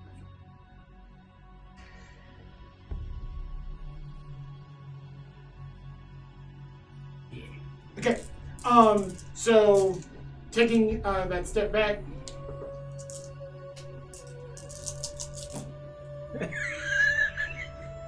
How much damage am I taking while I was? I am going to throw a bottle that's about yay big that's filled with this weird greenish, like miasma-like liquid. I'm specifically throwing it behind it. Okay. Eli, could you please put down for me a medium-sized blue token? As I summon a Proto-Shoggoth ooze. Something I can hit.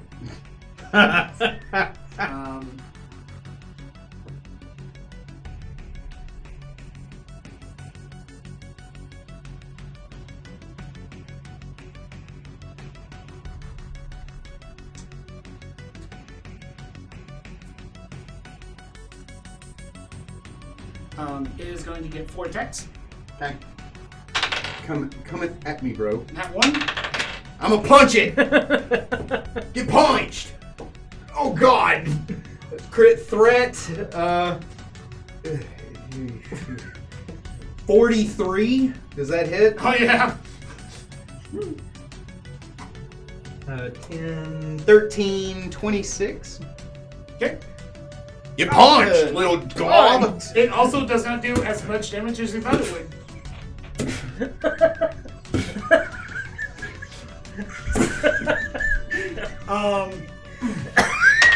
Just give a wedgie. Get punched again! Crit threat! 9. 12. 24. His touch? What? Against his touch? No. For He rolled this another thing- nat 1. Yeah, I've rolled 2 nat ones. So he's just punching this thing. Another, how much, I'm sorry? 24. 24. Yeah. This thing does still looks extremely healthy. That is a, I think it was a 30 to hit 30 will strike. and a 28. 28 will strike.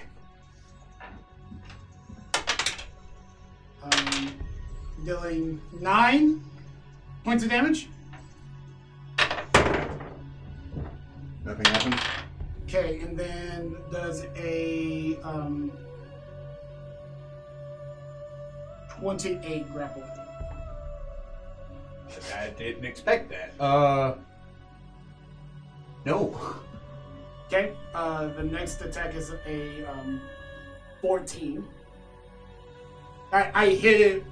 The second attack that hit Did 14. did 14 points of okay. damage. That does do some damage. And then only a 23 to grapple. No. If I roll high enough, Mm-hmm. that grapple will be scary. Mm-hmm.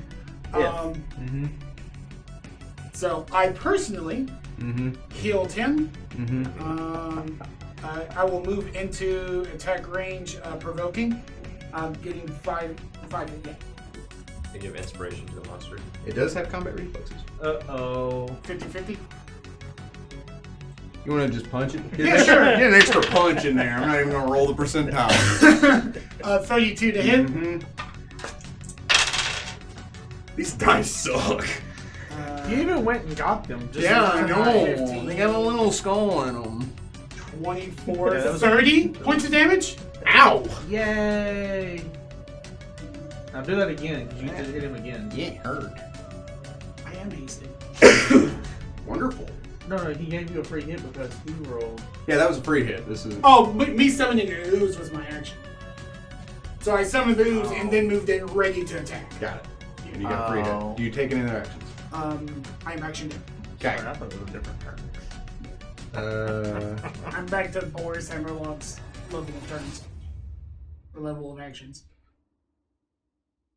You could just punch it. No. Fast as he. That's a cool thing. You can teleport. I found the fastest way to get rid of something is to just fireball yourself.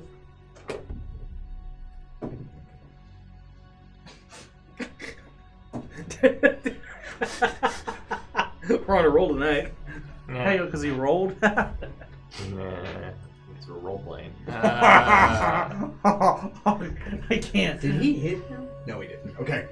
So Thistophiles starts to dash out around. This thing turns around and punches Thistophiles in the face, and you see his hand just stop flat on Thistophiles' head, just kind of like boom, and he just continues running, seemingly unfazed by that. He gets to the other side of the room. He casts Quicken Fireball. It shoots, and it's going to explode right around all of you, and I need a reflex save from you and your little guy. Literally just takes the littlest match. Littlest. It's more little. That's how big the room For was. I the said I ooze, cast it's a fireball. 27. For me, it's higher. Both of those will succeed. First explosion, you take half of 27. Oh, that's what you were doing? 23. Yeah. 23. You take 23. I'm sorry. You take 13 points of damage. I was about to question your math. Because I have DR. Uh-huh. There is another explosion. Because there was a barrel standing right behind you. You take 19 of that damage. Fire. Yes. That is half. It's already half. Oh! Yeah. Owie. Yes, I know. I know he doesn't care, but owie. He fires the two fireballs. They zip around, slamming amongst all of you, exploding, shattering the glass of the tanks and the lights by the door. Firing gulfs all of you, and this creature roars out, throwing all of its arms up to try to defend itself. Its hand slams on the ground, and you see it begin to burn and scorch as it is struggling.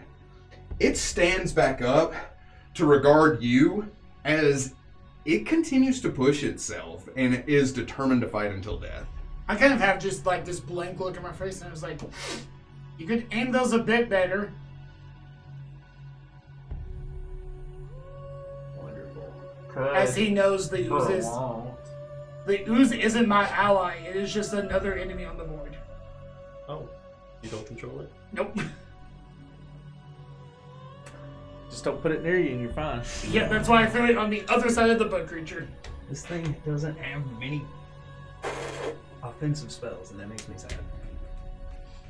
It's going to turn around and punch your jelly. Bring it, nerd. Jelly punch. Jelly punch.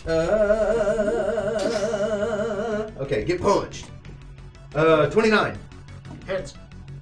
27, Hits. 34, Yeah. 30. Yeah. I didn't roll above a 10 the whole time. These die are rough. Would you like to Oh, try I'm ducks? sorry. We should roll in a I different forgive medium. you. The ooze has fire resistance. 9 for the first hit. 12 for the second hit. 9 for the third hit. 9 for the fourth hit. Punch, punch, punch, punch, punch, punch, punch. You only did 19 points of damage. Hit Montana. I don't know why it was so funny. It's because he doesn't play Pokemon. He knows what a Hitmonchan is. The ooze is going to slam repeatedly into this thing. Pulls up a folding chair. 31 to hit. Watch out, watch out, watch out. Yes. 13 points of damage. Ooh, maybe. Does a 36 grapple. No. 50. I have to roll in that 20 for this ooze to grapple this guy. Mm-hmm.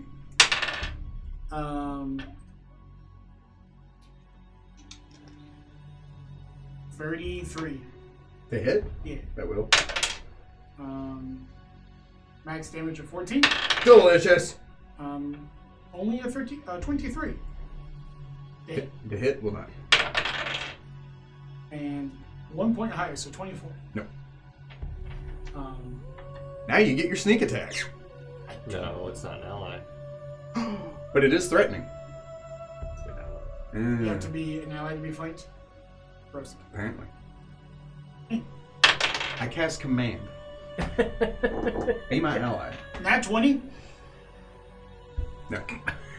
Yes, power word ally. I turn into that eagle from Angry Birds. No. So nat 20, 32 to confirm. Yes. Whoa! Whoa!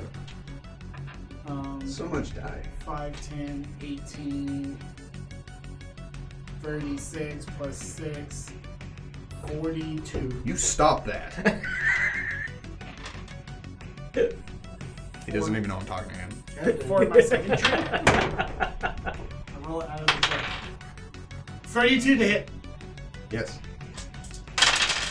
Some of this is acid damage, if that matters. Is he? No, he's not. Okay. 22. Even if he was, he wouldn't be. You know what I mean? Ooh. Only 24. I healed him. Shane just took his shirt off. That's why. That is exactly what happened. And if you subscribe to our Patreon, you can see that. Subscribe to our Patreon, where we show you all the cameras all the time. I'm just saying, but the best element is. Were those words? The best element Oh, of does it confusion not? is I stand what? corrected. That's You what would you have have to to read. the best element of confusion is the element Hey, of confusion. Manzarek is, corrected me. I thought it had to be an ally. Manzarek's reaching beyond the planes. The tree. He says it just says threatened by another enemy character or creature. It doesn't say anything about an ally. So sneak could. Yeah. I like how you're listening But to the you- child. Yeah, well, you already defeated it, so. Oh, second. Yeah. So, what are you attacking with again? A whip? 2 claws and bite. Oh, delicious. You slice into this thing. It throws up its massive multiple arms. As you rip and tear, you see this otherworldly kind of blood eep out from its wounds as it folds and drops, supporting itself on one hand. It's making that wheezing noise. It looks up at you, and again in your head you hear, "We cannot express the importance of closing that gate. We need you to believe us. Everything on this plane." Suddenly you see Phistopheles' hand run through its chest. He reaches out and he rends it into 2 different pieces. Its head drops to the ground, one of its arms skids across as he holds up its heart.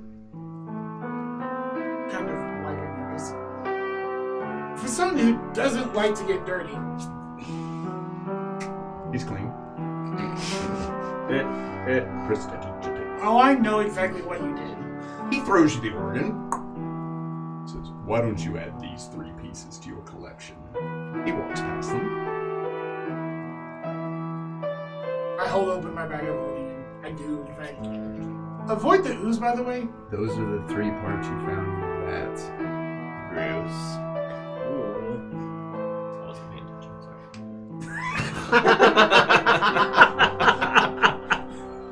As Junior. Ding! And then you see Strahd. Who? Strahd.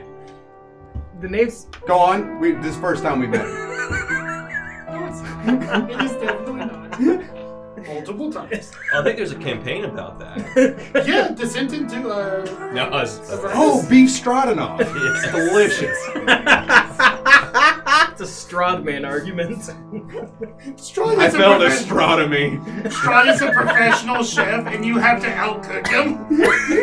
His best dish is beef stroganoff. Mine are also yours. Like how I try to man. give you one and you try to give me more back. I need that spin-off game now. Hasbro. You have to outcook Strahd. Welcome to Hell's Kitchen.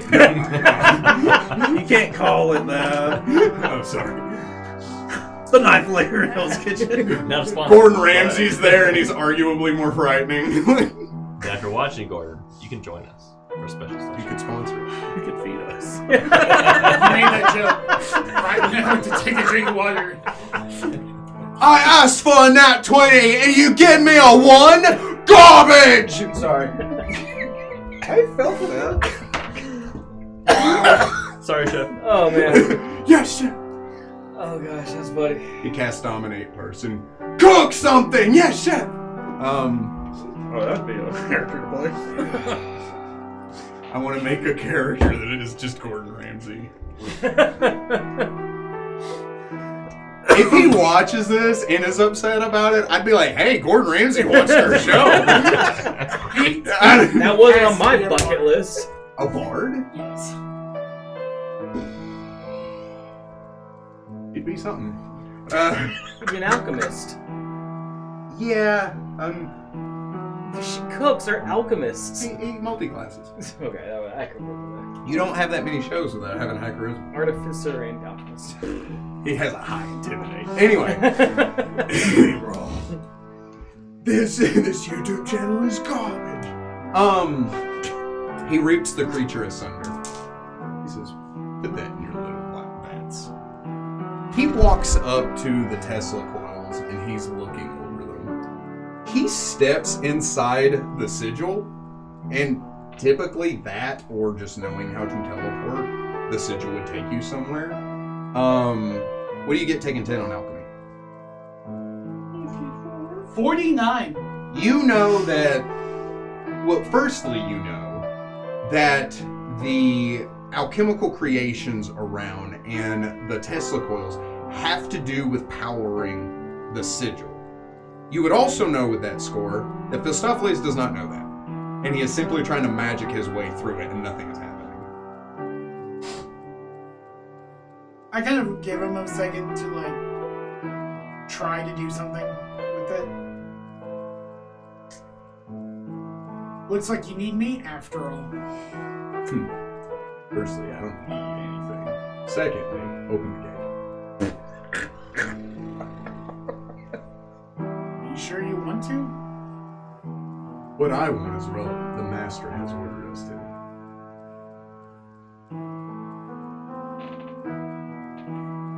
And I do hesitate as if like I know I'm bound to do the thing he tells me to do, but I'm like, this isn't a good idea. And I say that as I go to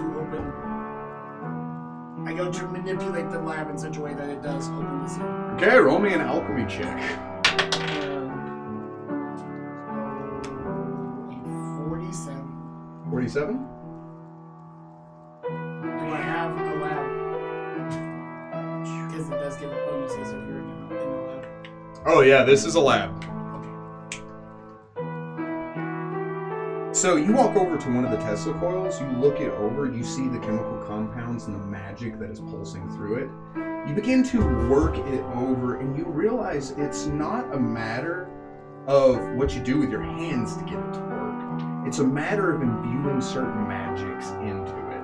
And those types of magics are within your capability.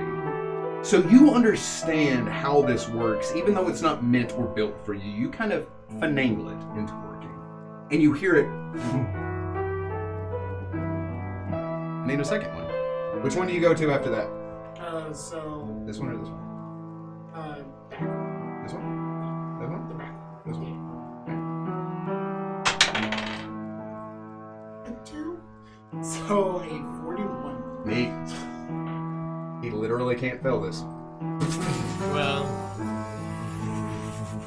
Last one. Well, rolls a 1. he literally can't. Yeah. Yeah, I don't fail. That's a pretty cool effect to get there. And I purposely stand outside where the three Tesla portals meet. You feel this thrumming energy.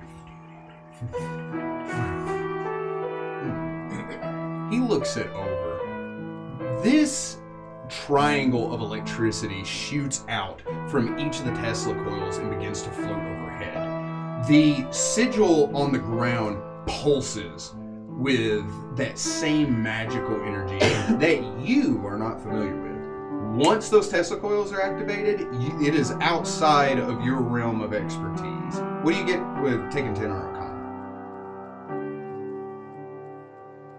34. Okay, never mind. This blue triangle appears about 10 feet high and then opens up. After you, he says. So folding my wings, stacking my head so that I don't get shocked by the Tesla coils. I really do hate you sometimes. And I step through the triangle. He follows after you. You feel this rush wash over you, and you start to panic. You are normally a man of logic, and so things to you that is supposed to be frightening to other people aren't to you. Because you're just like, what's Source going to do? Kill me? This is different. It is that same deep terror that you got when you first came to the tree. It is that same fear you had in the Cobalt Cave when you saw the diamond. It is that fear of the Master coming to you and hurting you in ways and taking things from you in ways that no real mortal could imagine. You begin to, and you know it's all going to happen again. It's all starting again, and there's nothing you could do about it, and then suddenly it goes away. You feel, it's kind of like an intense pain that is suddenly taken from you. As if you had broken an arm, and then that pain was just gone. And you are suddenly fine. As you open your eyes, you realize you are in another area. This area has a large hearth in front of the curtained doorway. This hearth has a gentle fire rolling through it. You see the brightly colored tiles interlaid with the stark white porcelain tiles. You see massive pillows, like 10 by 10 pillows. They're huge, massive, big pillows. I don't know if I can stress that enough. With smaller pillows lining the walls and floor of the entire area.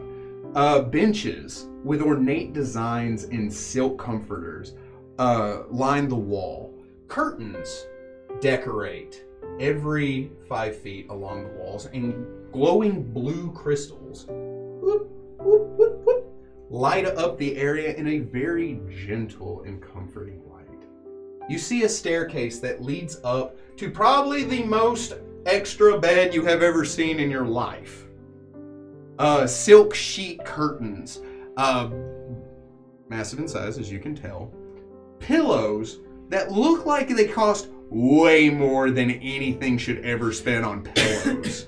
And even a large tome laying on the cushion. As you open your eyes, you kind of take all this in and you turn, and it's kind of like, wow, and it's right there. It is here. And it is the Baku, as described before. Its trunk hanging down, its tusk coming off to the side. It's about 5 feet long and about 2 feet tall. It has clawed hands, a lion-like tail, very soft and plushy kind of white fur that comes down in like long strands, long silken strands. It is floating off of the ground, and its eyes are pink. But when you look at them, you realize they're not supposed to be pink. They're bloodshot. He has large tusks that come out with jewels, beads, and bracelets and necklaces hanging off of them. You see he has a piercing in each of his ears. As he floats there and he looks down at you. Hello, my name's Baku. So I immediately look at my wrist. You see both of the chains. Baku the Baku. How are you doing?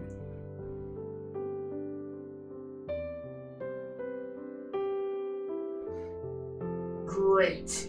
Wonderful. He's having a bad dream, but I woke you up from it. I appreciate that. Well, I ate it. Oh, It was delicious. well, that's good. I'm glad. Do I still like vividly remember everything that happened? Oh yeah. So much so that you may take one ability from your former class and add it to Isaac Tone as if you had the same levels in that special ability. And it will continue to level up with you. Oh no. Yay! Whoa. There are no two rogues in the party. Wait a minute, he's not a rogue. I'm not Yeah, rogue. he's not a rogue. He's not a rogue as much as I'm not a rogue. You're not a rogue. I think you're more rogue than I am then. The one ability, Well, not like one class, right? Correct. He is not that class, that is but a an specific ability from the that class. Okay. Yes. Taking sneak then. I mean, I haven't. Okay. I'm not settled on that, but that's probably the one I'm going to go for. It's not very often you see somebody having someone else's dream. Echoes are weird. Uh-huh. But yeah, Sid. You may. You can do whatever you want. I don't know how to feel about this character. So imagine I was looking at Fistopheles, the guy I hate.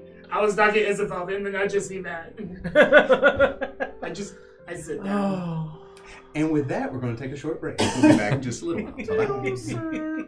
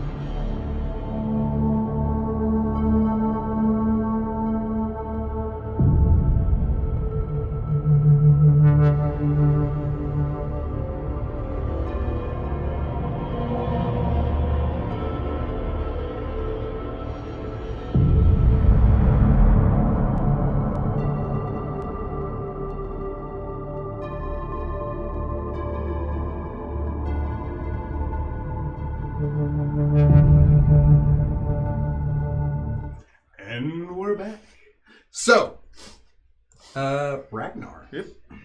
You go through the Ragnar exit only. Mhm. As you do so, the memories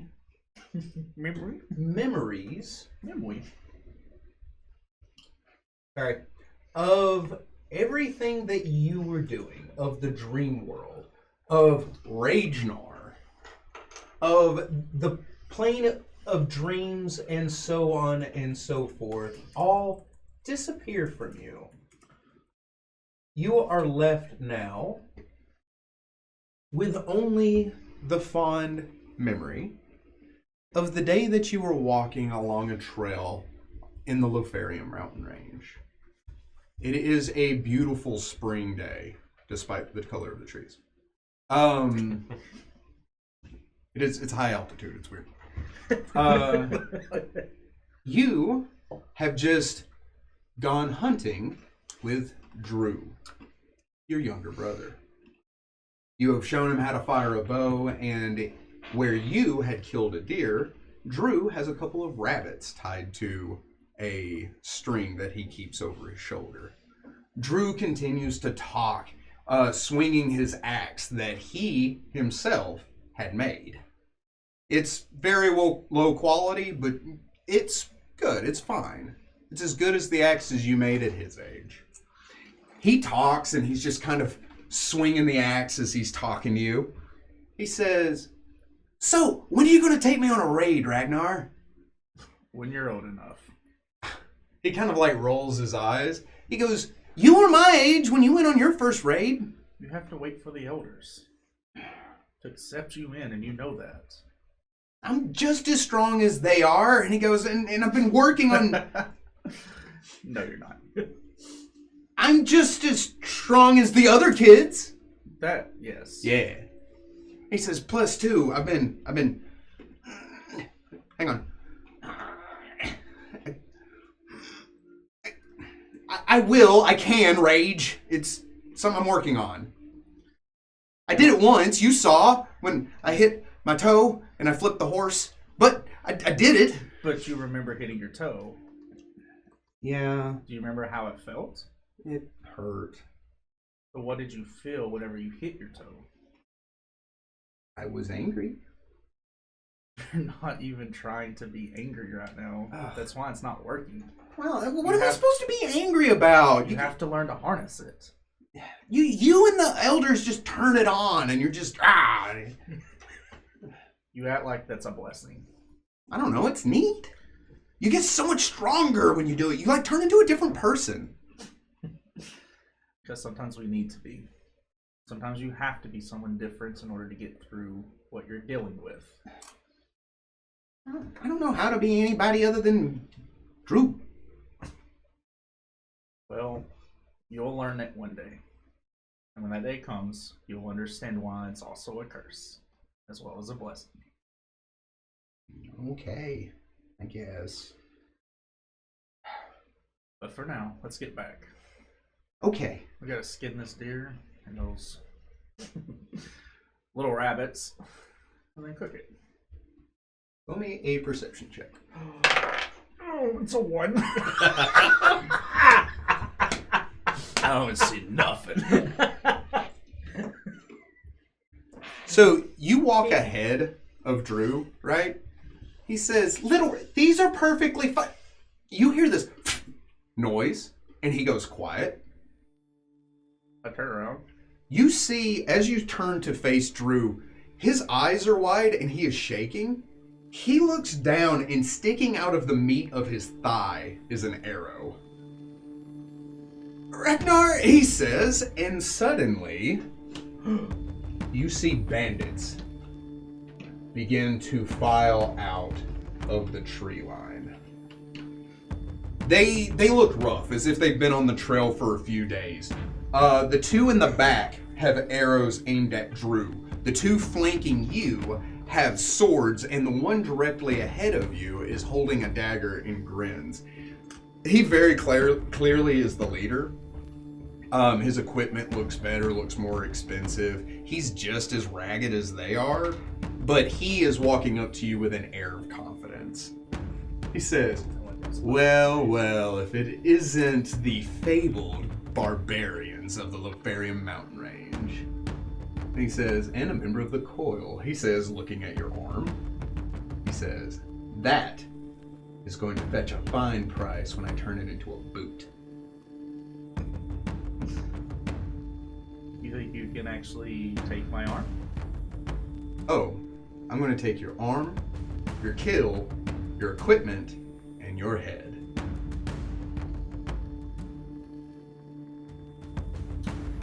I tell you what, if all 5 of you can defeat just me, take whatever you want. We plan to. Roll me initiative. Roll a 2. Well, 2's involved. No, that was 2 away from a 20. Yeah, so that's 26. 26, you say? Yes. He's about to. Holy crap! But he says, I plan to. Ragnar, you're up first. Does he have his axe? I dropped the deer. He has equipment. I dropped the deer. As I'm running up, I flick my wrist out and my warhammer comes straight up to my hand. I go straight forward. Oh boy. I also like the idea that you are in just like barbarian garb, and when you charge this guy, you're just like, and hammer! It's like, holy just a straight warhammer. Holy crap, and hammer! Yeah. And 4. I also am gonna rage. Huh. Figure out what that means. Real fast. You will learn today. I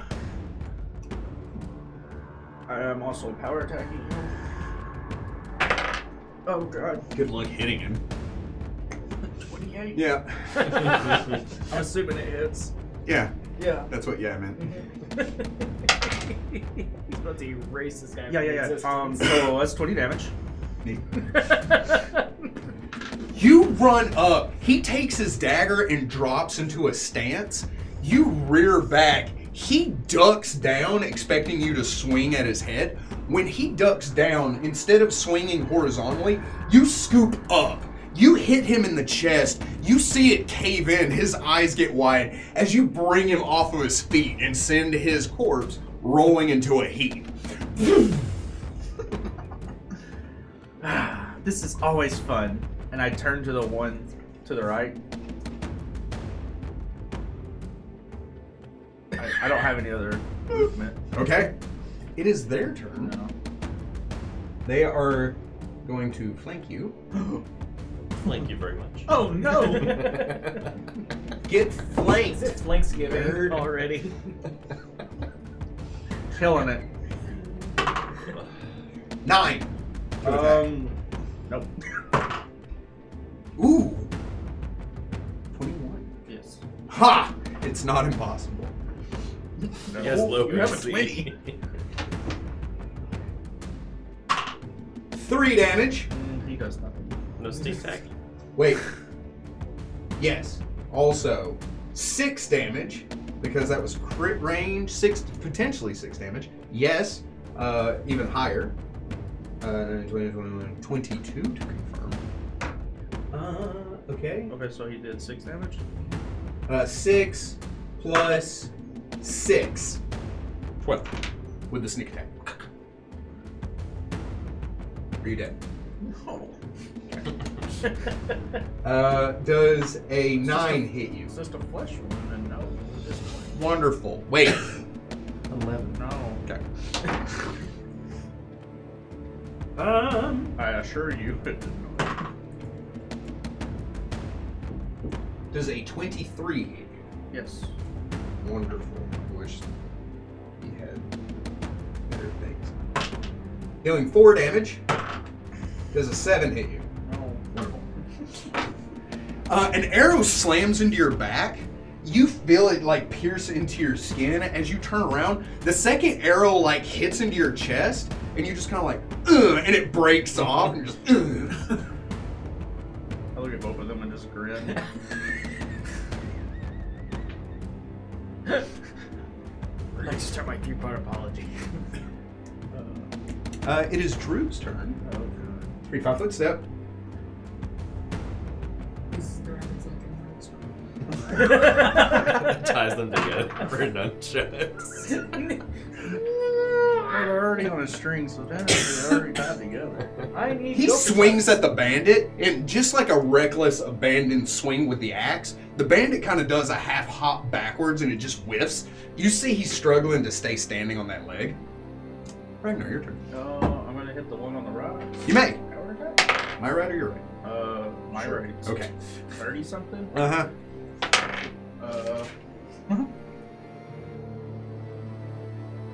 If this don't kill him, it's 20 damage. I'm gonna hit the other one, and that one is a 31. 28. I'm sorry, 18 damage. Just like Omni-Man with the mace hitting the fish dude. It makes this sickening crunch noise where his body contorts in ways that you're like, that's not something you can just sleep off in 5e. Just boom! And he spins, rolling on the ground. The other person's like, and you just kind of hit straight down, and you see like the cloud of dust kick up, and you thought you missed him at first. But then you realized he just like became more compact, travel friendly, in a really abusive, in a really like violent way. Was that a 4-round attack? Yes. Can't move. Yeah. It's amazing you doing all this with the wizard head and equals down. Best weapon ever.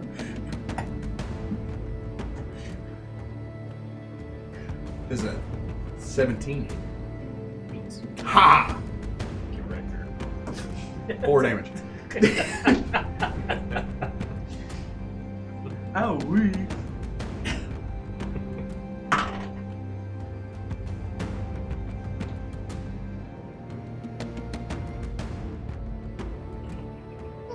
Ooh. Oh. This bandit drops his bow. He draws his knife with quick draw.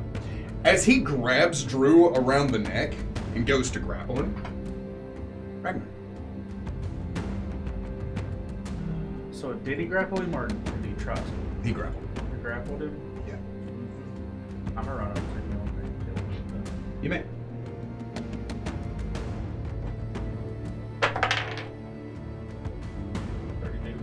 Yeah. 18. Points of damage? Yeah. Barely. As you run up, you swing over Drew's head. That same wet kind of hits as the guy hits the ground. The last guy takes his bow. He reaches back to his quiver, pulling out, like, kind of struggling to get an arrow, and he goes to knock it. Drew looks down at the bandit that had him. He looks at his leg, and he looks up at you. You know what to do. Hit him. Ah, you see his tiny little frame start to bulk and swell. His eyes turn red as he takes his axe and he runs on that once wounded leg. Yes. But it doesn't seem to be slowing him down. He is then going to swing with his battle axe. That still hits. Oh, Yeah. God. That's good. He's not power attacking. Because it needs. Oh, that's so much damage. That's so much more damage than I thought it'd be. He runs up to the guy taking the axe. He swings it into the guy's leg. It slams into the bandit's leg. You see it kind of fold as he screams out in pain. He then... He can't shoot into base attack. He's going to take 3 5-foot step, and he's going to fire at Drew. That will strike Drew, dealing 7 points of damage. Yeah. Sorry. The arrow hits into Drew's chest. You see him rear back, and for a moment you're like, oh. Drew looks down at the arrow, he grabs it, and he breaks the shaft off as he looks up at the guy, and he is still standing. But Ragnar, it is your turn. I want to come out of rage. Okay. I'm gonna walk up behind him and like finish him. Or Finish him. Reach in, pull out his heart. no. Drew? Yeah. Drew's going to take a free 5-foot Grab step. his throat, pull his Oh, spine you out. told Drew. I told Drew. Did he hit it? Oh yeah. He rolled. He hit him with a 5. That means he rolled a 16. Barely hit it. And that will do the trick. As Drew runs up to this guy, and you get to see firsthand your little brother's first kill in combat. As he takes the axe and he slams it into the guy's chest, the guy holds up the bow to block it, and you see it just cut in half as he takes the blade. He stumbles back. Drew kind of like lets go of it as you see him come out of rage. He looks up at the guy as the guy like makes eye contact with him and falls backwards. I go up beside it, I pull the axe out and hand it to him. With shaky hands, he takes it. You did it. Ragnar, I'm hurt. As he like drops to his knees. You need me to carry you back. Don't laugh, it hurts. You are not dead. No, but my constitution's much lower now. He stands up. How far is it to the village? Just another mile. You know what? I'm good. I'm good. He uses the handle of his axe. I've got this. Good. You just... I'll be right behind you in case there are more bandits. You gonna get the rabbits? I'm good. I think they're fine where they are. He says without even looking to where they went. He opens his eye and he looks at you. Do you need help? Okay, I'll get the rabbits. Dang rabbits. He picks them up. But you got the deer, right? Good. Yeah, good. If I was going to offer to carry it for you, Ragnar, but no. Oh, If think you you've can got carry it, the deer you know, I instead? think you need to learn to be a man, Ragnar. Oh, this kid has so I much need to to be learn. I know I'm not going to, but I need to. So you, I make sure he stays on his feet and gets home. he is moving mechanically at half speed. You kind of walk up to him and you're just kind of like gently nudging him as he go. If it's slowing down too much, I will put his arm around me so he can actually move a little faster. For his benefit as well. He gets half a mile before he decides to do that. He gets halfway there and then he's just like, are we almost there? And then you're like, we're halfway there. And he's like, ah. And then he does. Like he doesn't want to, but he do. That he do so well. Oh. Oh.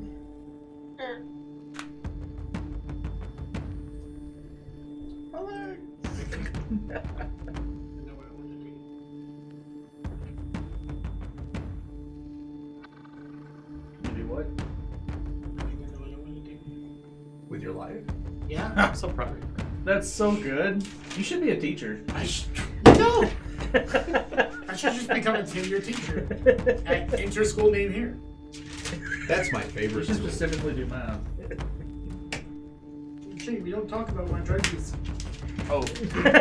Wow. I'm recovering. I told you You that. should do things. From the last time I did drugs. It was a wild ride. Tylenol gets me going. What is happening? Tylenol gets me going. That's a quote. Not a sponsor. I- But probably I should should be. I took 3 Tylenol the last time. Extra strength. Oh boy. Yeah, I was partying. Are we good? Yeah, Anyway. oh. Shane. You then see the world around you melt away. Fear and anxiety rush into your chest.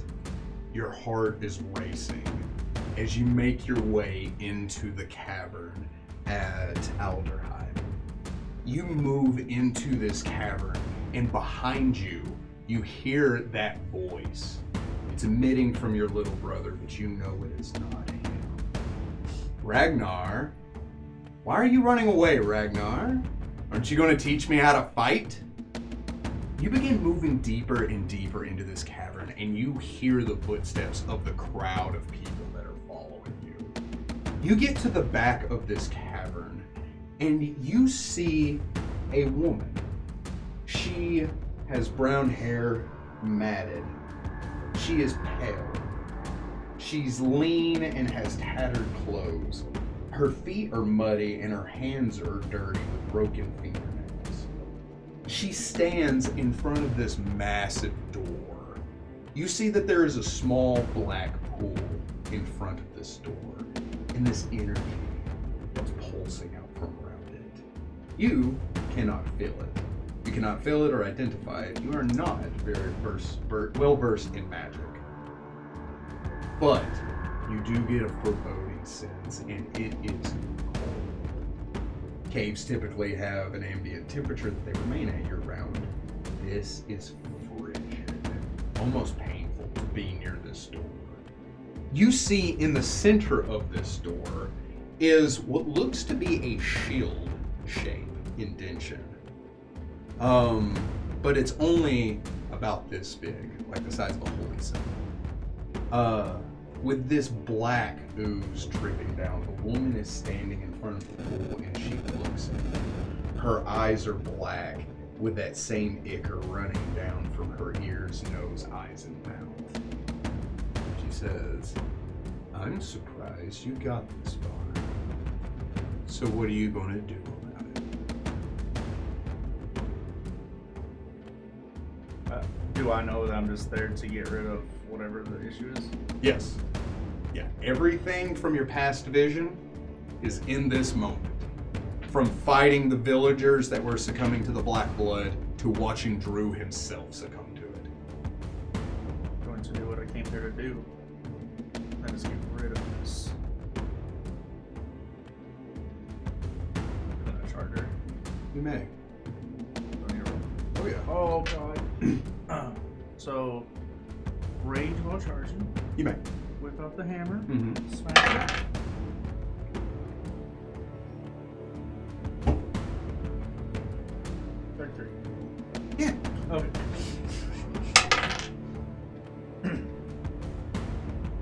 Guess want to be 24? With a 24, you run up, you hit into her. You hear the bones crack and snap as her head turns to one side. She looks at you. You see her mouth open up, dislocated from the hit. It opens wider than it should. And you see these 4 tendrils reach out to either side. You see this massive worm begin to roll out of her mouth, a black ichor dripping from it. Mechanically, to put it into perspective, it is twice the size of the one Melbourne had. It comes out, hitting the ground, pouring out of an area that is far too small for it as it begins to swell and grow. Her body falls to the ground limp as this creature rises up over you. You see the tendrils shoot out to either side as it roars. Meow. Meow. Let's not call him Fluffy. Nailed it. Are you gonna adopt it? No. I'm gonna hammer the nail into the coffin. I don't know. I'll figure that part out afterwards. I'm kind of in the middle of something here, guys. Something in front of me. I don't know what's going on. Nobody does. Oh. Nobody knows what's going on. What's going on? And I said, You sure it's appropriate?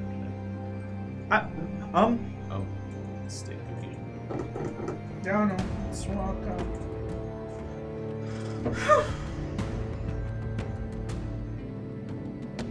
Sorry. Uno momento. No excuses. Por favor. I just want to point out your veins are popping. Thanks for noticing. Your veins. You should probably get that checked out. They do that. Why do you keep bringing up bad things? You Come notice on, that. mine goes. You saw a ghost. Eat it. Oh! Hey, you And might I will want need you to roll for initiative. Holy snaggletooth, you may want to Batman. pay attention to the cable for your death. Oh, God. What'd you get? Big 11. Wonderful. I don't think I'm going first. Weeds. What you said to do with the dragon? Well, I mean, there's only two of It's us. babies crawling over you. Yeah. Yeah, but oh. Okay. There's an episode of Fear Factor that happened over here. And reach you got big guy. Oh, you know, Wonderful. more than me. There you go. A lot more. I like this. Well, I mean, if you're like 5 levels, then you can do that too. Nat 20. Oh. Does a 36 I'm sorry, not a 36. Yes, it's gonna confirm. Does a 30 confirm?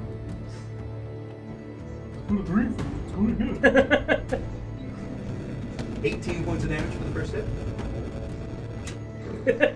These dice don't like Shane. And I appreciate Someone was gonna get spanked tonight. We were just waiting for it. 33. Yeah, it's. Okay. Wow. Yes, it is. 15 points of damage. Oh. 18. You're not reaching you. No. Cool. The tendrils snake out. Wait, it has one. Is that 19? Same number. The tendrils snake out. They slam down on you. 2 of them hit into your shoulder, almost buckling you to the ground, as the other 2 whip down to either side, and you're able to throw out a hand catching one and hit the other one down with a hammer before they snake back up into its mouth. Its head opens into 4 different angles, kind of like the petals of a flower, with a kind of a mouth, a circular mouth full of teeth, and that black ooze rolling down off of it as it raises up.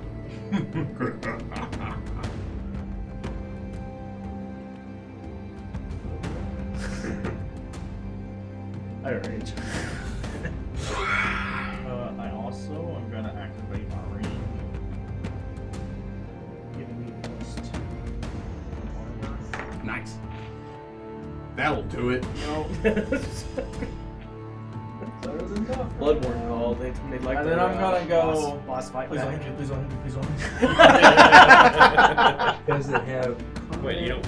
I can do 10. Oh my god. You're funny. Okay. It does not have combat. Does a 27. Yes. Oh,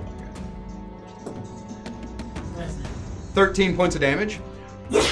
As it slams into you again, sending blood rolling across the ground. I'm gonna hit it. You may. I want to power attack it. So it's like, oh dear. Oh, Jesus. 34. Yeah. Thank God. Oh, I'm gonna miss. Alright, so I'm gonna hit this thing. It's gonna have to make a will save as well. It's gonna be 18 damage.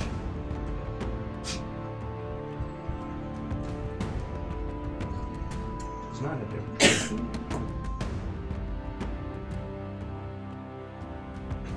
30. Yeah. Beats my 14. Oh. Sucker save anyways. Well, it's not impossible. Oh yeah, I know. It's way. You made a one. No. It's like Oh. 3 times better than Oh. like 15%. That's pretty decent. Yeah. Hit it again. 26. Yes. How are you ready to get this? You moved 10 feet. Yeah. So. You were gonna let me? Oh yeah. That's It's all a dream, anyways. it's not even real. Well, you know he survives. You just don't know how. At this point, Eli can't figure it out either. You hear this echo. You hear this echoing sound roll through your head, and I will need a will save. Ooh, too easy.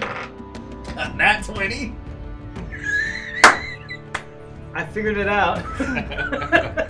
What's going on? So it starts trying to pierce into your mind. Ragnar does not even notice it. You are wrapped up in the throes of rage. In like a bloodthirsty, I need to kill this thing rage. It tries to command you to drop your weapon, but it's just kind of like, oh, that's scary. He's a cat. Your turn. Yeah.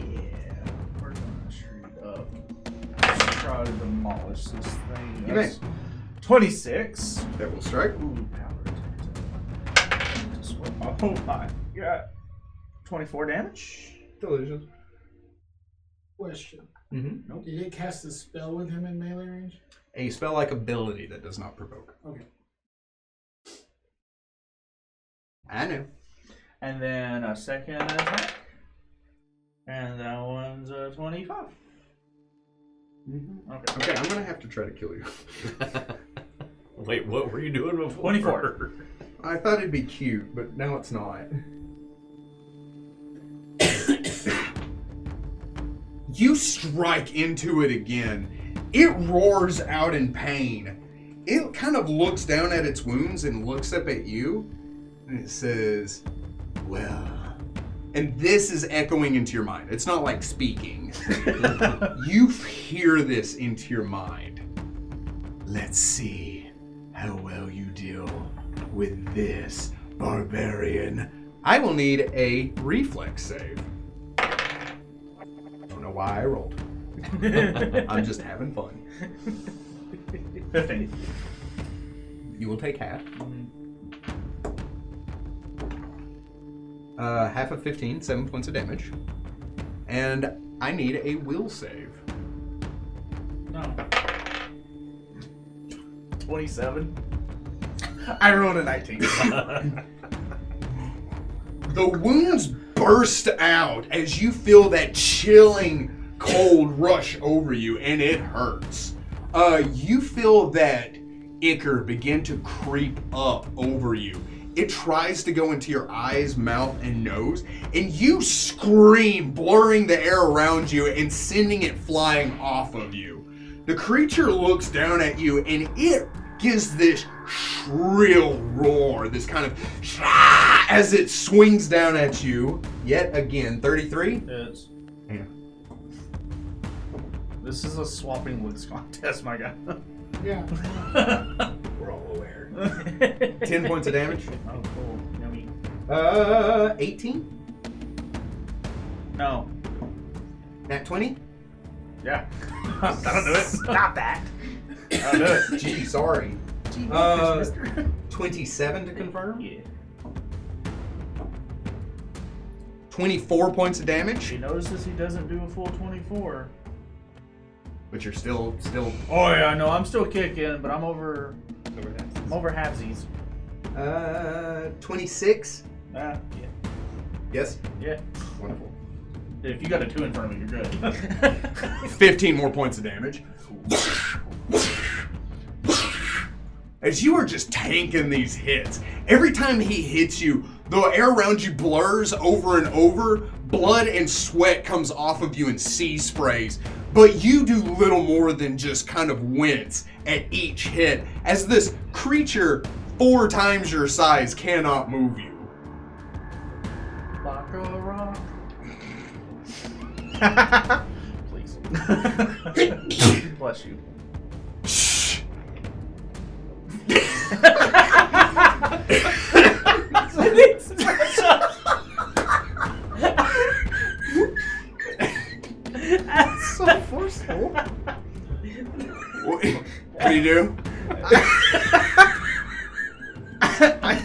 He's still there. You took over my brother, and you're killing all these people. I will stop this here, and then I will power attack him and kill him. 31. The next one, 22. The hit? Yeah. No. Oh, okay. So the one hit, doing 24 damage. Same burst, same as burst. Feels bad. Do I need to roll? Nope, I have a different thing. Oh, joy. What kind of fresh hell is this? I have one move. Murder. I need a reflex save. Okay, that's the same as the last time, and that is a 26. I know. I rolled well.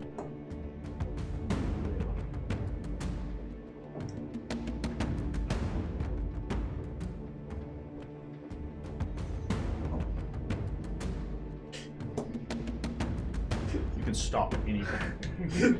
It opens its mouth. You see this chilling blue color roll up through its nearly translucent body, get to its mouth, and you see this flood of green ichor just roll over you as it spews ick just all over you. Did I tell how much damage it did? No. 512. It was 36 points of damage. Halved. That is halved? No, Oh, okay. So half of that. 15, take out the other. Still up. Oh my goodness. And then we're gonna attack him again. And that's a 33.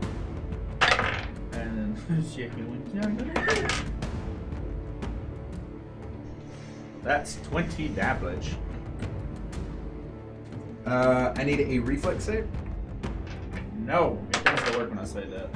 Almost. That's 16. 16? Yeah, 16. Okay, good, because I was about to be like, no, I said 17. You take 6 points of damage.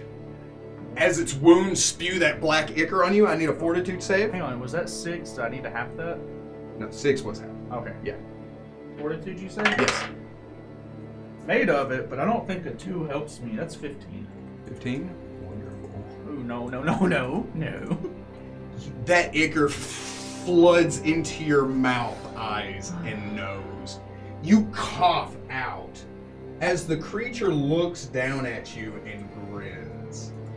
You feel your mind begin to cloud as you feel this creature's tendrils kind of reach over and grab you. Your rage begins to subside, and you feel it reach down, the tendrils snaking into your mouth and forcing your jaw open. You see it twist as it pushes down and begins to slide into your throat.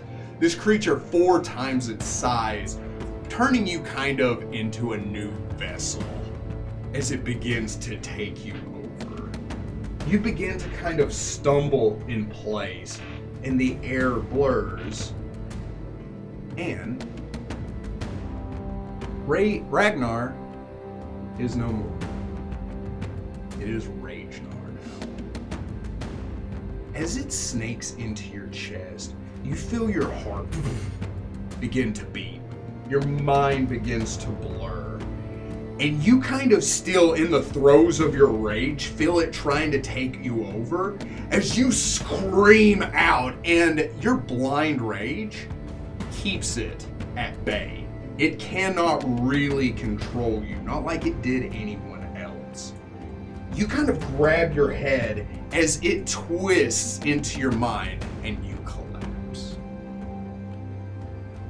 You wake up and kind of look around and you smell smoke. You turn and you see your village completely burned to the ground. You see men, women, children, houses burned, even the cattle and horses are slaughtered. You look down at yourself and you are covered in blood.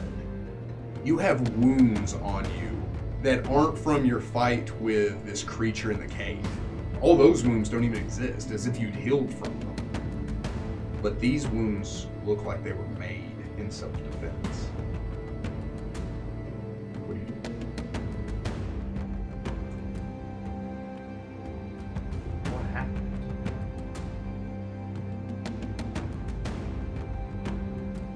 Why did this happen? I look just in disbelief of the village burnt. You see, there are a few structures standing, and one of the exceptions is your house. I run to the house to see if everyone's alright. You run to the house, you grab the door to throw it open, and it comes off of its hinges. You realize that there is a cleave from the corner of the door frame, shattering the wood and cutting the door in half, held on only by the two hinges, as you rip the top half open and then the bottom half to step in. As you do so, you see some stuff. Oh, So much stuff. what it points. You see Hadar standing there. He is gripping his chest and he is bleeding. The old rugged leader that was with you and Drew in the village. He is looking down at something and he looks up at you as he grabs his axe and he turns to fight, and you realize he is nearly dead. He is in no condition to save himself. What are you doing? Why? Why did you do this? I didn't do this. We carried you out of that village. We nursed your wounds the entire time you were in that coma. And this, you possessed monster! I don't know what's inside you, Ray. I don't know what did this to you. But I'm going to cut it out of you if it's the last thing I do. As he is saying this, you look down at the ground, and behind him, you see the lifeless body of Drew. Who killed him? You did. No. I would not kill my own brother. He tried to stop you. He cried your name. After saving your life, this is how you repaid your own brother. And I blame myself for not being here to cut your head off when you laid in that bed. I blame myself. He coughs as blood stains his white beard.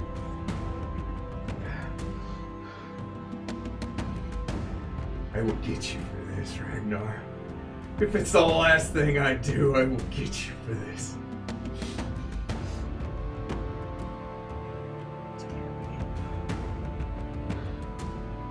I turn and run, just in disbelief that he would even think that I would do this. You run.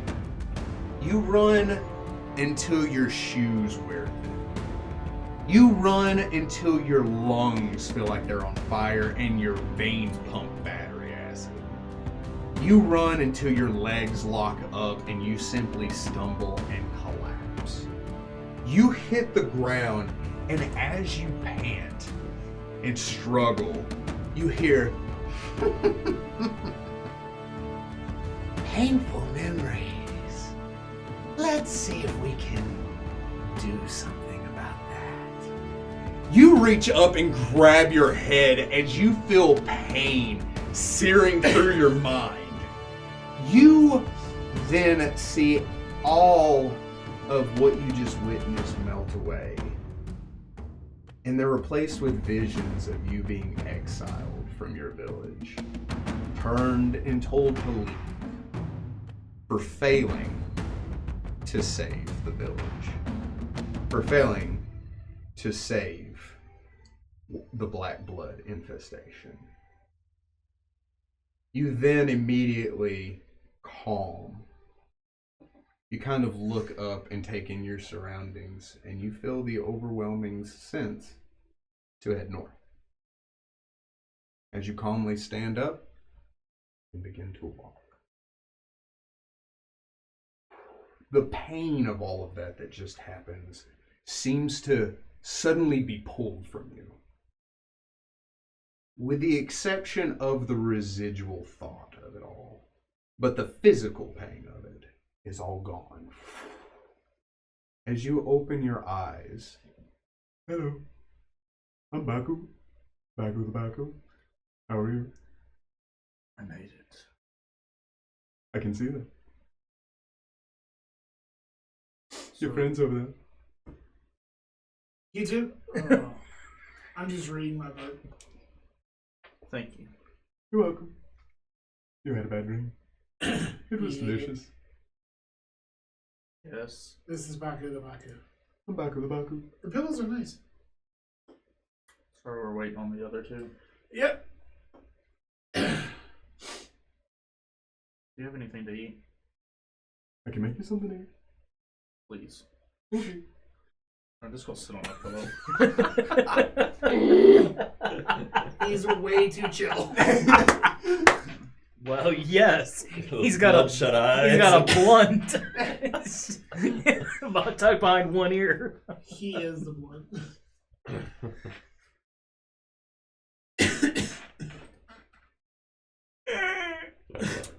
Perry. Oh, boy, night is a night of revelations, isn't it? And I am so sorry, my guy. Yeah, you're fine. Okay, So what's that? You Yeah. want to Oh, character wait. backstory like that? Oh, what? Perry. No. Indubitably. Internet. Baku. Baku the Baku. What are you talking to me? Your character's got some heavy shit in his back now. I don't fucking know any of it.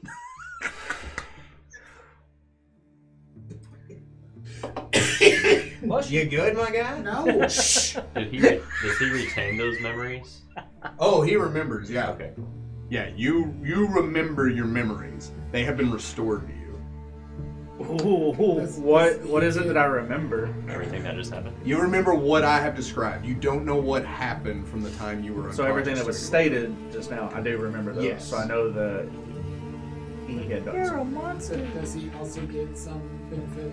Oh, yeah! My bad. I wasn't gonna bring it up because I didn't know. Yes! My bad.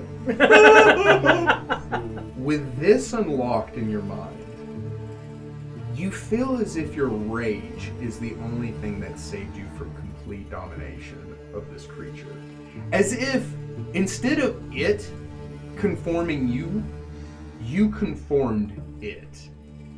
It became a creature of rage because of you. And so, with everything that just happened and your realization and that memory unlocked, you are now given true rage. True rage can be done once a day. What it does is you have complete control over yourself in the true rage form. It is not Ragnar. It is Ragnar in full control. Your bonuses to strength and constitution are doubled. Normal rage bonuses, whatever they are now doubled without doubling the negatives. Standard negatives, doubled benefits. Oh god. Yes. And with this, you cannot be knocked unconscious.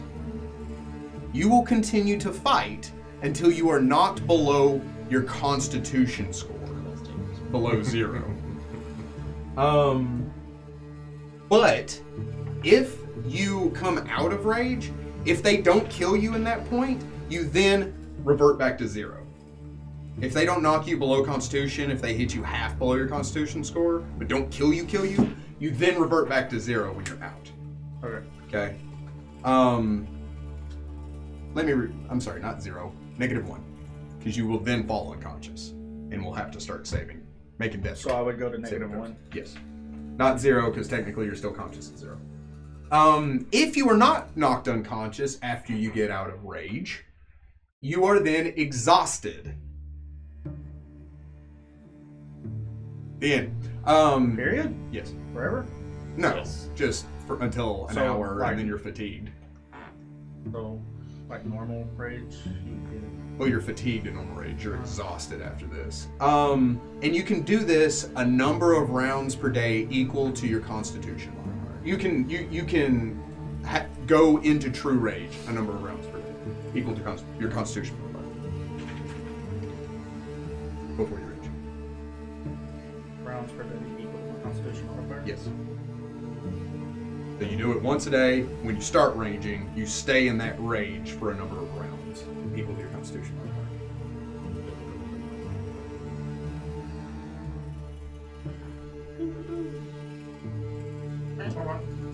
I don't have to make a choice of what I wanted.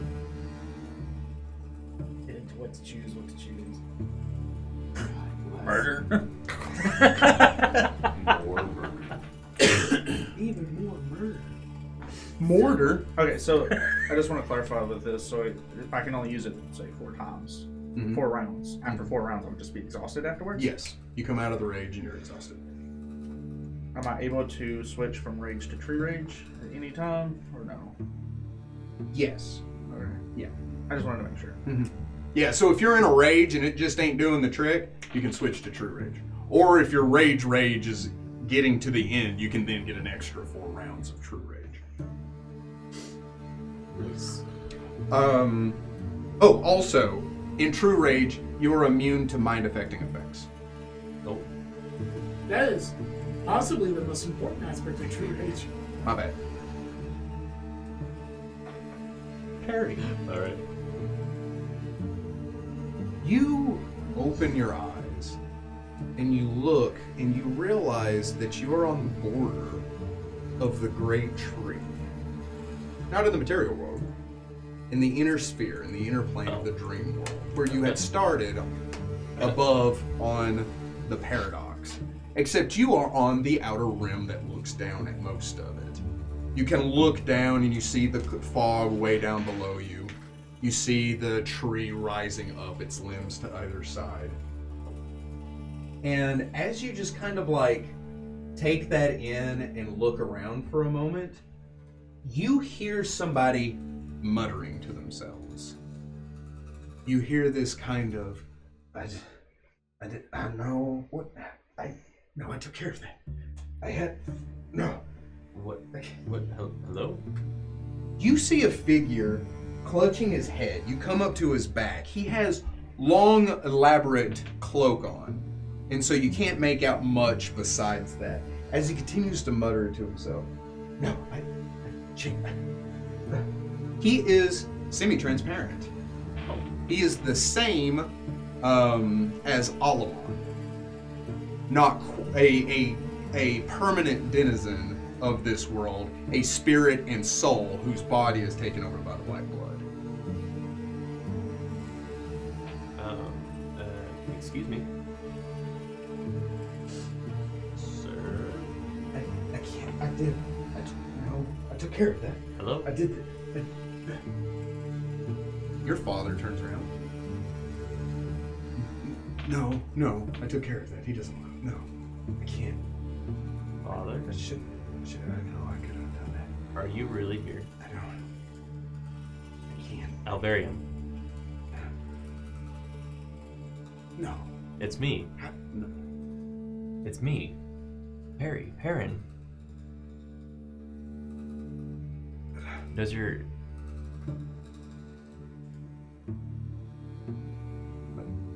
I'm listening. Oh, okay. Sorry. Is your soul actually trapped here? So. My soul.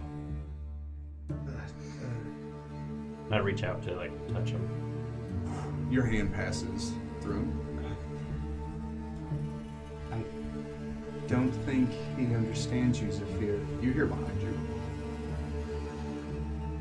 When you turn around, do you turn around? I do. You see Ayla standing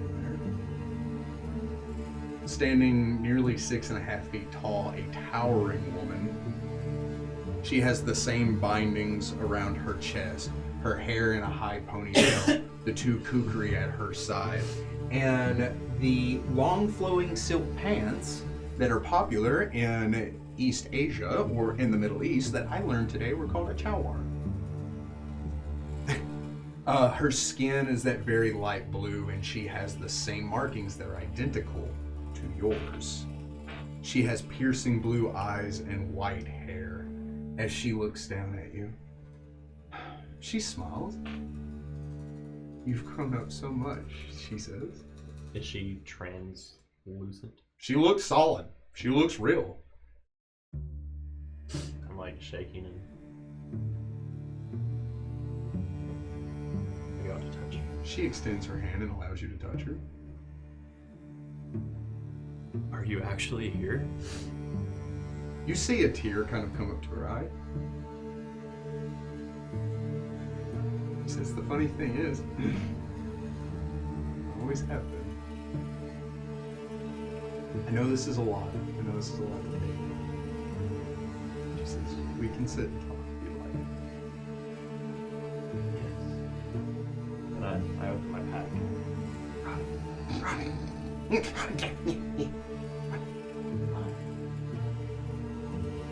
Familiar.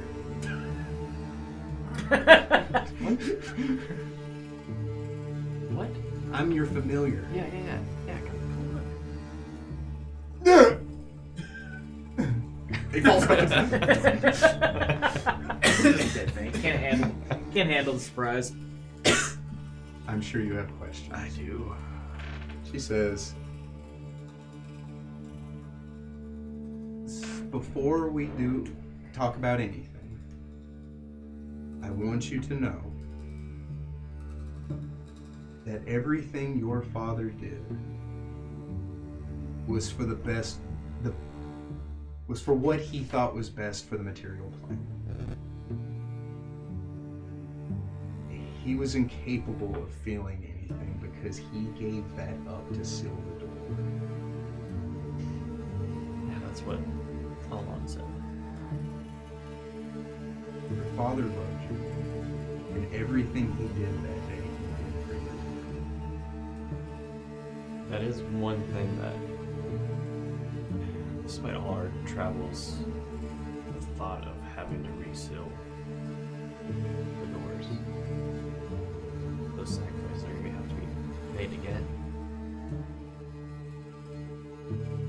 So I'm starting to understand why he did what he did.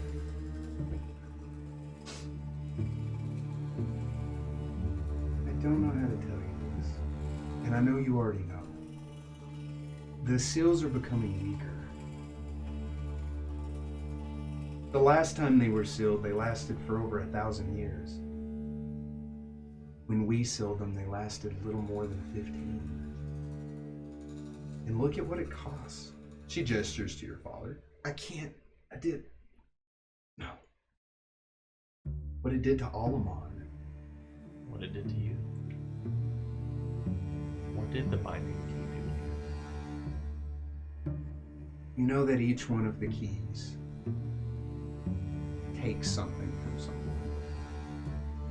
So when we gave up ourselves, when we took the keys, bound ourselves to them, and used them to shut the door, she said, it took Dinrook's soul. He is now damned and cannot pass on. You know what it did to your father and what it did to Alamon. Galamandus had the body key, and it eradicated.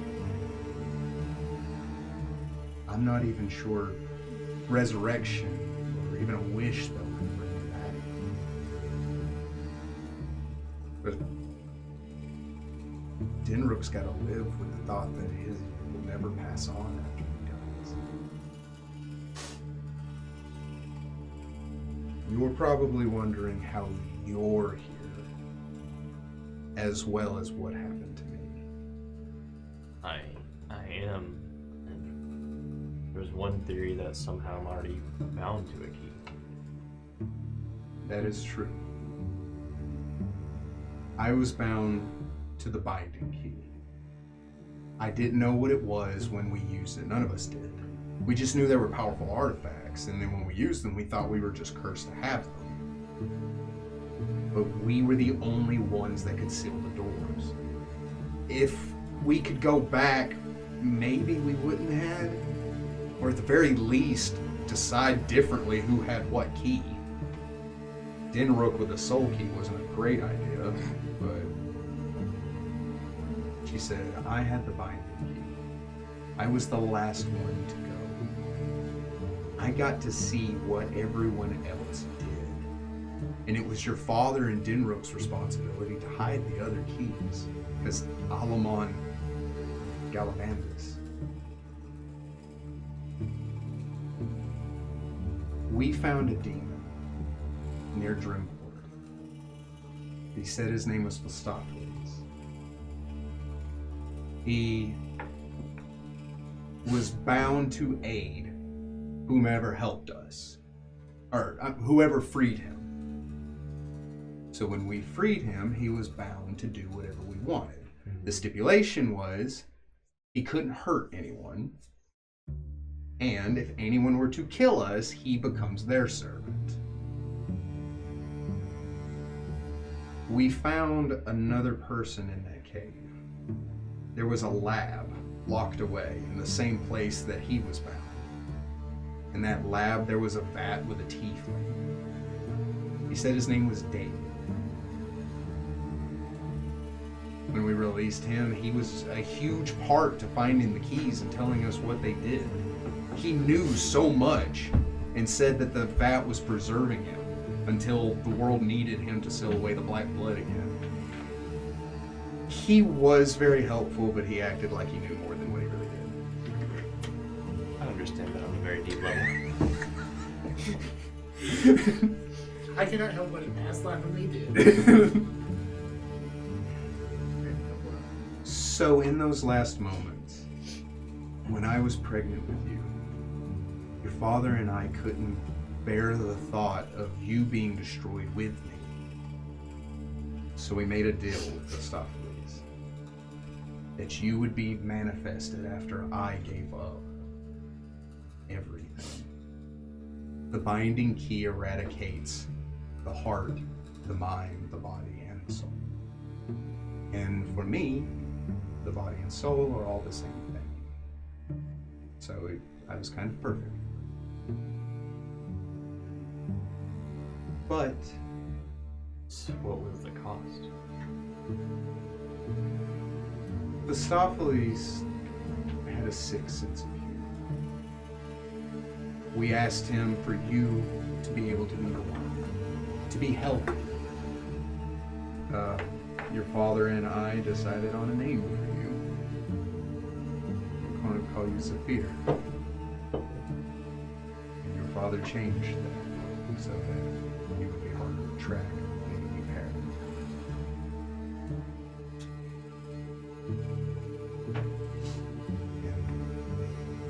And that, watching you grow up, I'm sorry, I'm getting ahead of myself, she says. When I went to use the key, we asked Phistopheles for you to be manifest, for you to be born after I was gone. One of the stipulations your father added was that you be just like me. He did love you before he even saw you. Phistopheles agreed to this, and in that he bound you to the binding. I'm the only one that can use it. You are already bound. You just have to use it.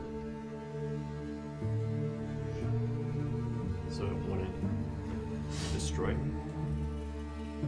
If you were to shut the door, it will destroy you.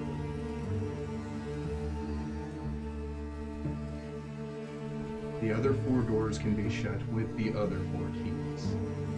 and it won't kill whomever has them. But shutting the last door, the final door, will kill or take away a part of whoever.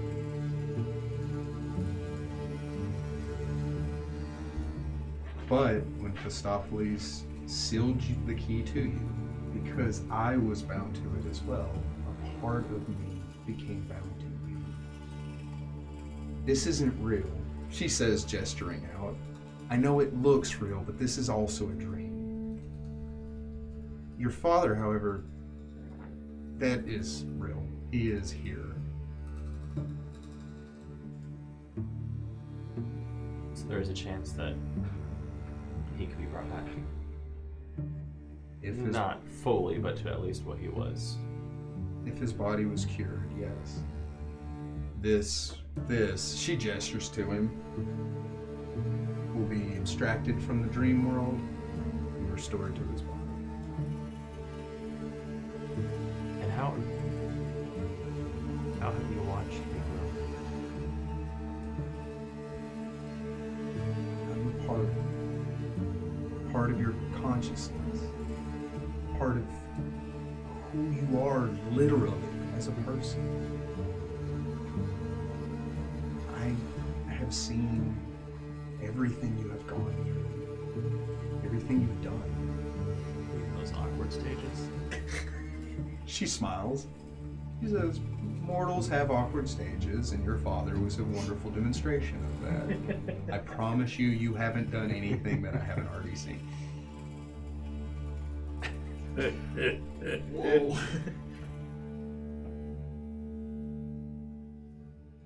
I know this is a huge responsibility, and I don't know what to tell you.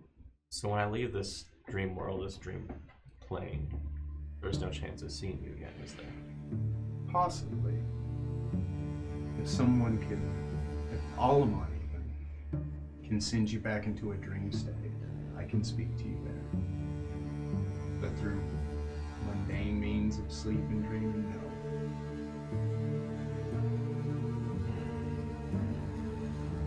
She says you've grown up so much. Wait. There's a being that's controlling the world. Ultimately. What do you mean? Originally. Who was it that said? It might have been all of them. What if we were to go into the gates? Destroy it from within. Those gates haven't been open in 2,000 years. Right.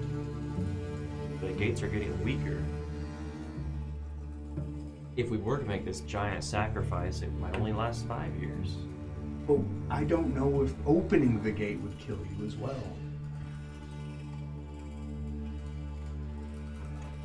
You don't have.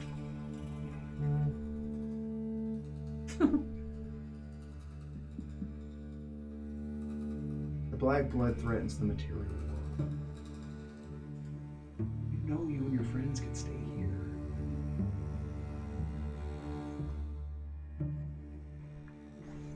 You know we can. What this Philistopheles? What if we were to track him down?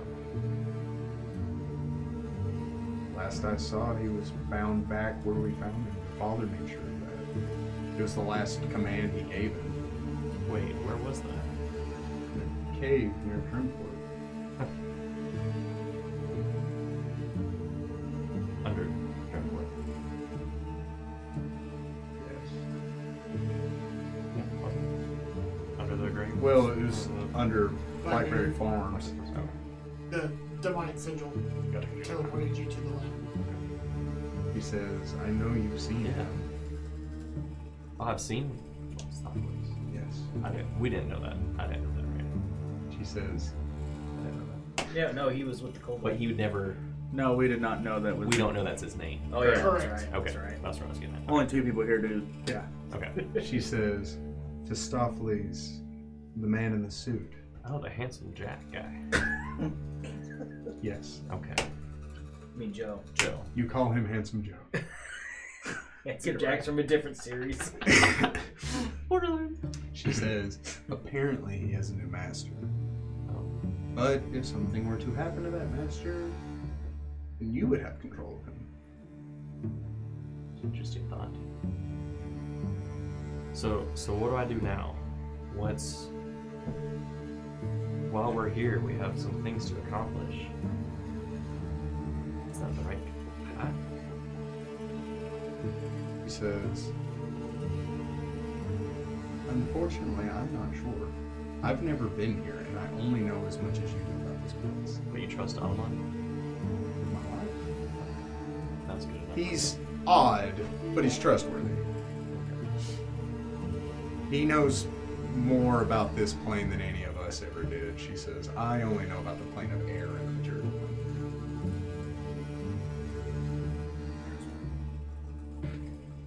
She says, is there anything else you need to say? There's a lifetime. But I do imagine we'll be here for a little while. Just visit often, okay? She nods.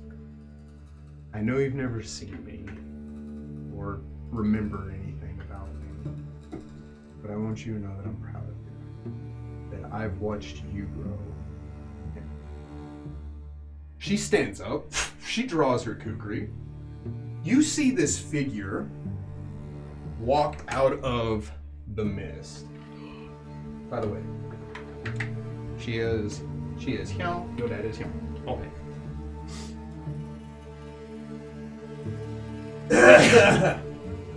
LOL. Let's have to get so emotional when it comes to Perry. Trying up those heartstrings, my dear boy. It's all mechanical. Well, partially. The creature stepping out of the shadow looks like a mixture of ash and shadows. You see pieces of him blowing away in the distance, only to reform. He's vaguely humanoid, just a silhouetted creature as he steps out. He stops, looking up at you, and you see the red mark over his eye. She gets ready, and your father isn't really there. He just continues to pace. As he looks up and he says, it was more than easy to find you. You were like a beacon in the dark. And you even led me to another prize. Your mother steps in front of you, Mama Bear style. I remember you, he says to her, and you'll remember how difficult it was to kill me. But let's see if we can't rectify that. Now, what's left of tonight is one more combat and the recording. Or we can call it here for tonight. We can do that next week. I'm kind of partial to Alright. I apologize. No, you're fine. It's fine. Sure. Yes. If there's anyone that would be cool about this, it's him. He's a wonderful person. So, we will pick it up there next time. Thank you very much for joining us, adventurers. Remember that this has been a good day to die. See you then. Toodles. Toodles.